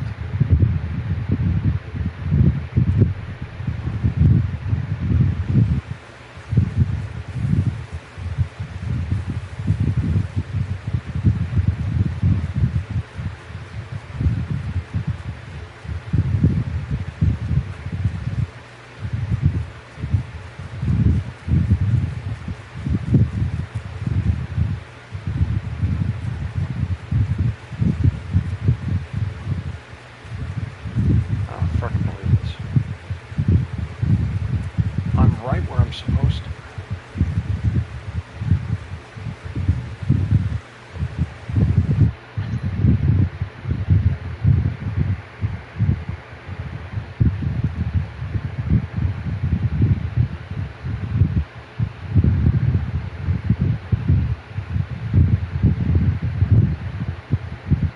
Oh.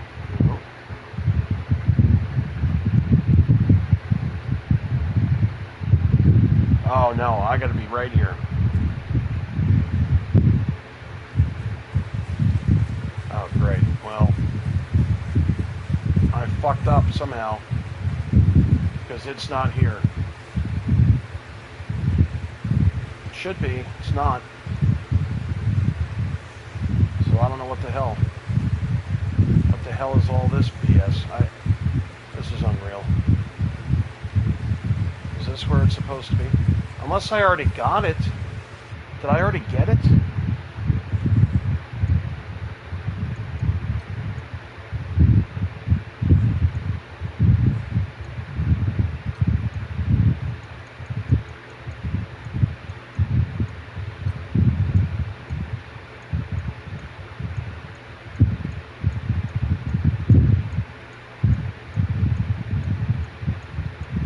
No, I did not. So what the?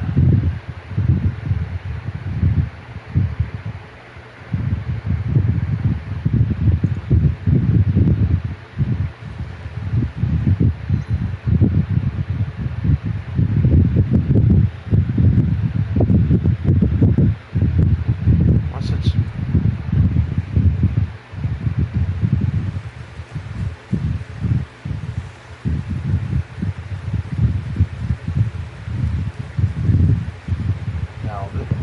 This doesn't make any sense, bro. Is it spring, first of all?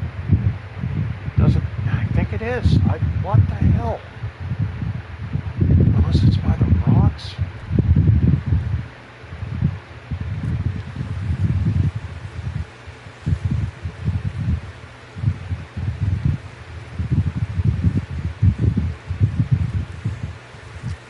Yeah, I don't know. I don't know what's going on. Is it light out? Is that why? Is it not really night? I don't get it. I don't get it. It should have been here. Alright, screw this. This is unreal. Alright, let's go all the way back to... Come on.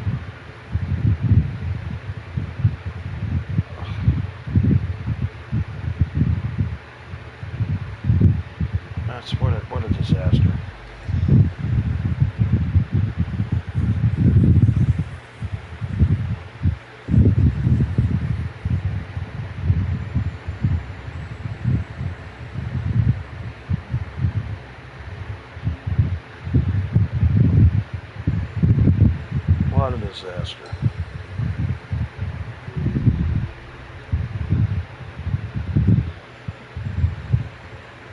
unless there's another spring.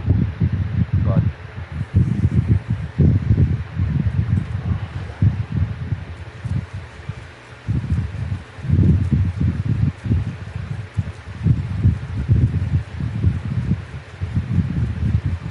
believe this is in a house of some sort here.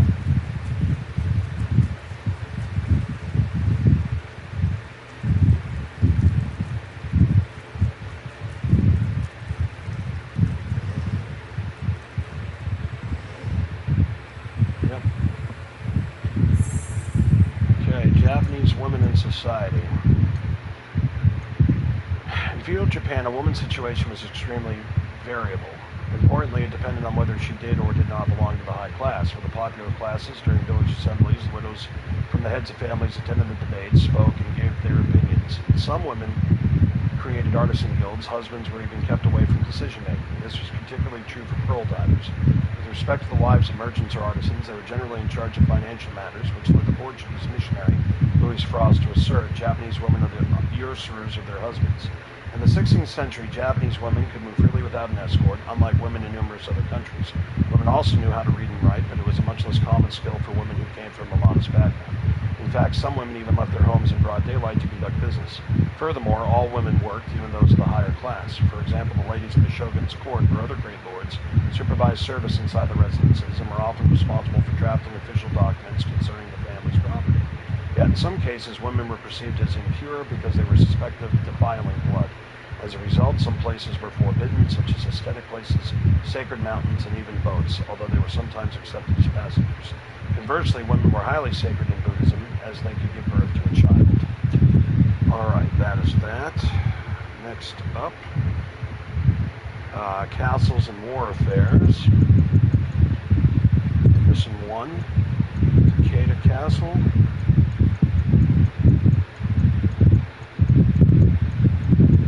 That's the one. So, Takeda Tanshu, Takeda Castle. So let's get there. Takeda Castle, Takeda Tanshu. There it is. And it is, so let's zoom in.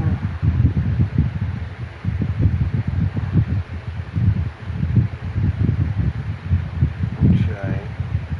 I think it's right here. Right by the, there's the thing, right here.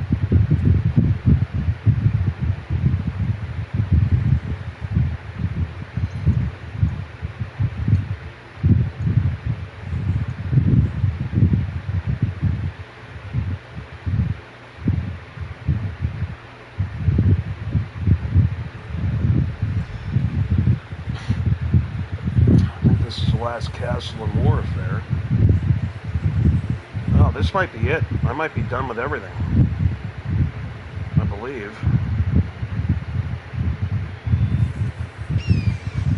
This might be just in general, so let's see.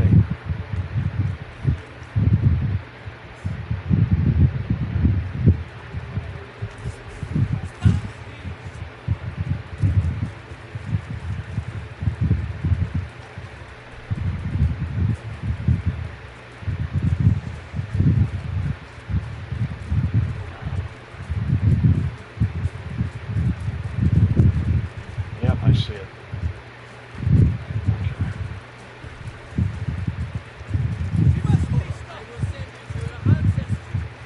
Oh my God.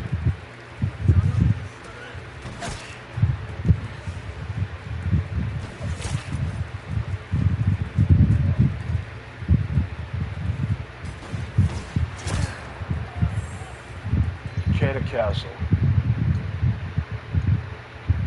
15th century, Takeda Castle had been known by the Otagaki, an important vassal family of the Yamana feudal lords of Tajima province. After Oda Nobunaga conquered Tajima in 1569, Otagaki remained lord of the castle. In 1575, Ogino Namamasa, one of the anti-Nobunaga warriors from Tamba province east of Tajima, seized the castle, but soon abandoned it due to the invasion of Tamba by Akechi Mitsuhide under Nobunaga's order. The following year, Yamana and Otagaki switched to the anti-Nobunaga side, and Ashiba Hideyoshi, commander of Nobunaga's forces in Harima province, south of Tajima, sends his half-brother Hidinaga to take over Takeda Castle in 1576. Even though it was retaken once by Otagaki, it remained under Hideyoshi's power after 1580. Under the Toteomi regime, Akamatsu Hirohige became lord of Takeda Castle and restored it to the status it is today, fortifying the entire castle with stone walls. However, after the Battle of Sekigahara in 1600, the Akamatsu were removed from their position and Takeda Castle was abandoned. The castle was built on top of the mountain with an altitude of about 350 meters. When the river mist rises in the surrounding valley, the castle appears to float in a sea of clouds, hence its nickname Castle in the Sky. It became famous and has been visited by many tourists since the beginning of the century. Alright, well, let's see. So, no, we're missing economy and commerce. We're missing one. And we're missing an historical character. So let's go to economy and commerce, and let's see exactly what we're missing here. Let's go all the way back to the top. We're missing one economy and commerce one. So,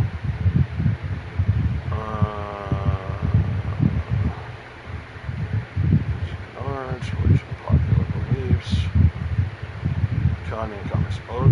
Mazaki and oil production, we got it. Tea production, we got it. Sake production, we got it. Ikuno mines, we got it.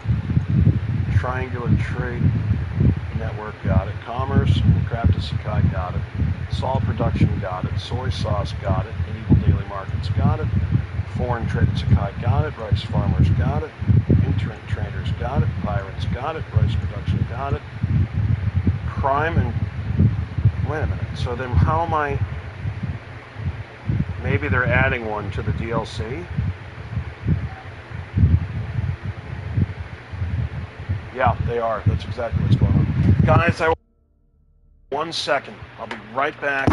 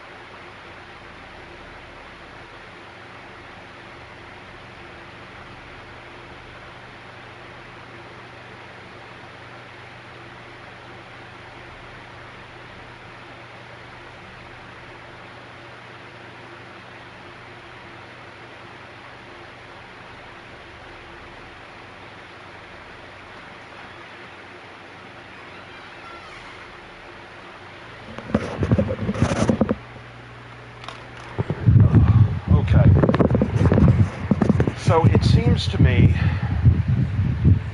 that, let's see if I have all the, let's do this.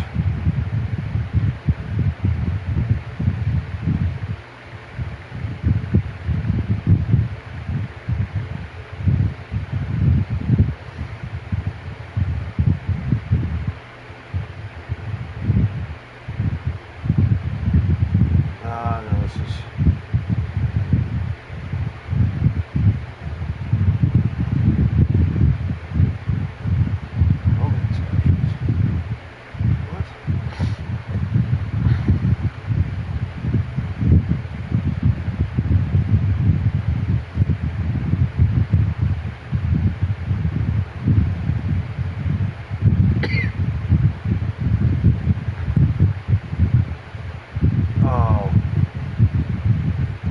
okay, so I did canon mode, so that now it makes sense.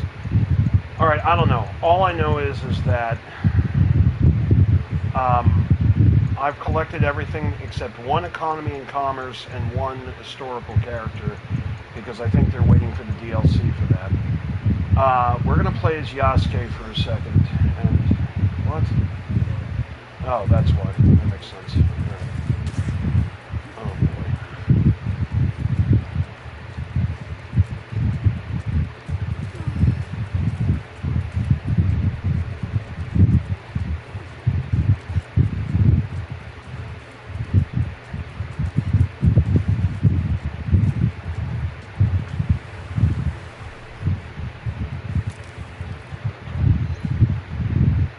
So, whoops, let's go to here. What do we got here? Nope. No. Alright. Nope. Okay, let's play as Yasuke.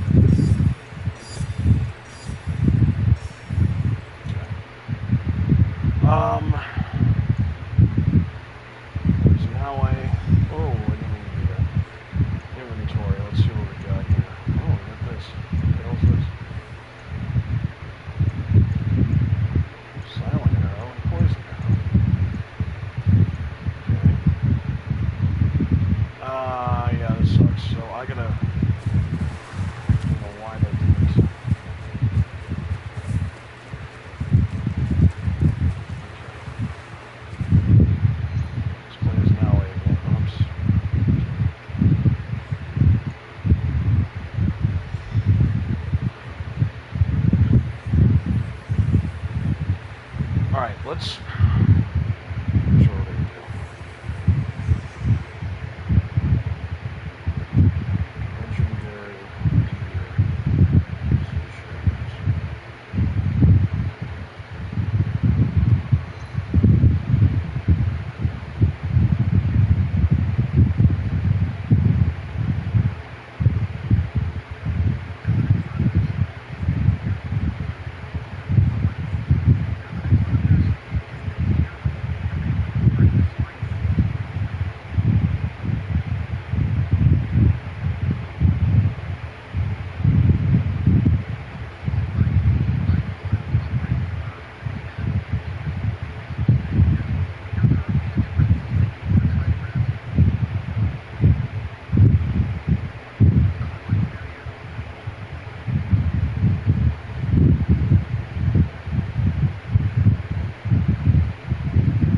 Now the next one I'm going to show you is the deer, which is only available during the spring season. You can tell the season by the icon in the top right corner of the mini-map, and this one is only available at night. If you're currently in a different season, you want to try to grab some of the other legendary animals and come back to this one later.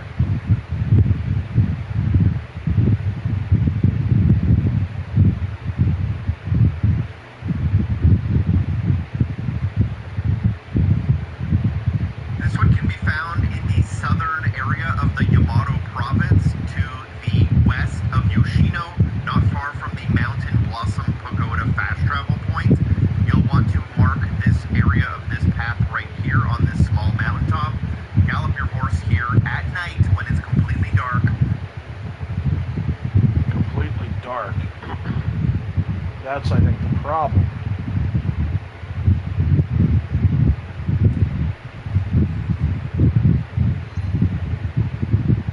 It has to be completely dark, not twilight, not whatever. Oh, where am I? Jesus Christ. Alright. So, let's just do this.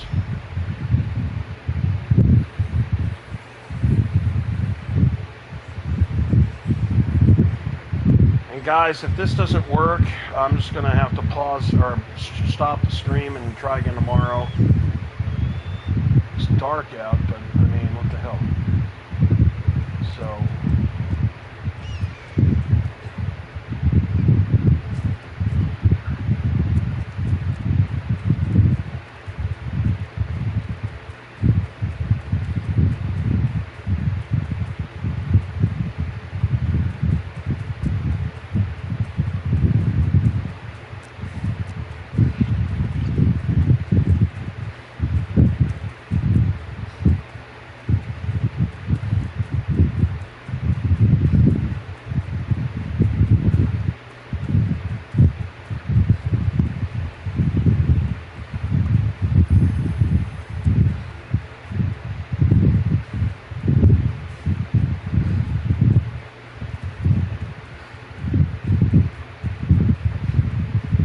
oh, there it is. Boom.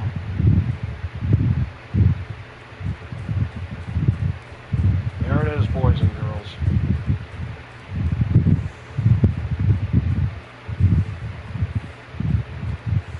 I need to hate this. I need to be quiet.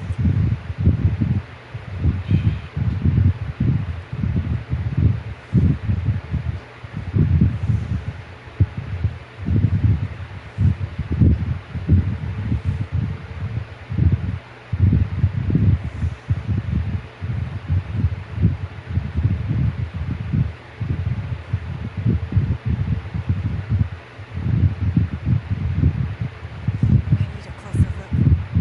I need to be quiet. Perfect spot. Got it.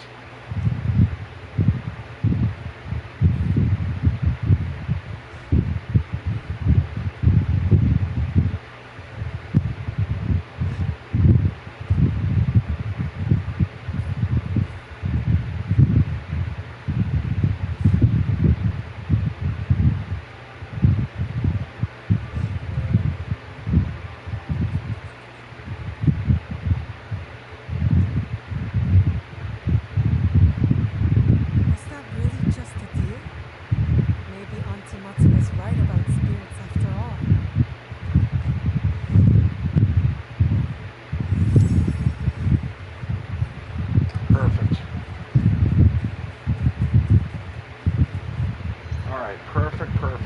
Let's get out of there. Let's get that out of here. Whoops. Let's get that out of there. Okay, let's go to Codex, database, Sumi-E, legendary Sheikah deer with Sakura. A new painting of a whimsical white-furred Sheikah deer, cherry blossom draped antlers. Like a beast sipped out of a dream, this legendary Sheikah deer is larger than most, with unusually pale fur and a spray of cherry blossoms blooming from its antlers. The creature's ethereal beauty is surpassed only by its rarity. This legendary deer is a sight that few ever see, and fewer still manage to capture. Okay, so here's the thing. So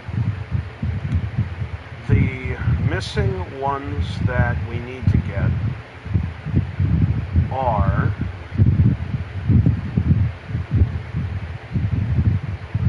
still, let's see, I'm missing 3 of these. For the love of God, will you please just load?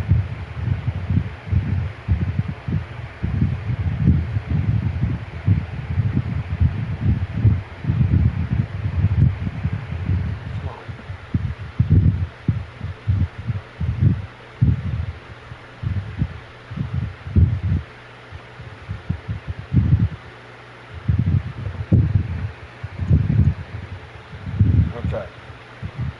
You're missing legendary. We got those. Dance of the Red Crown Crane. We got that.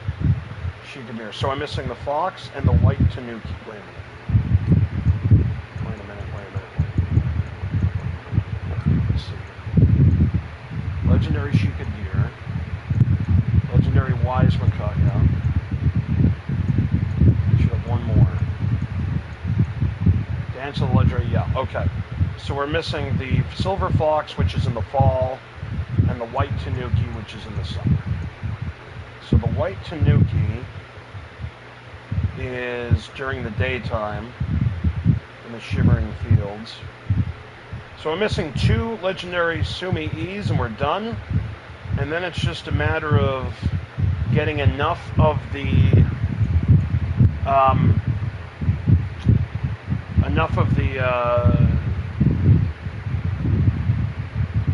riffs or whatever to get more of the modern day stories so we can read all that. I'm like 95% done with the game right now, which is great.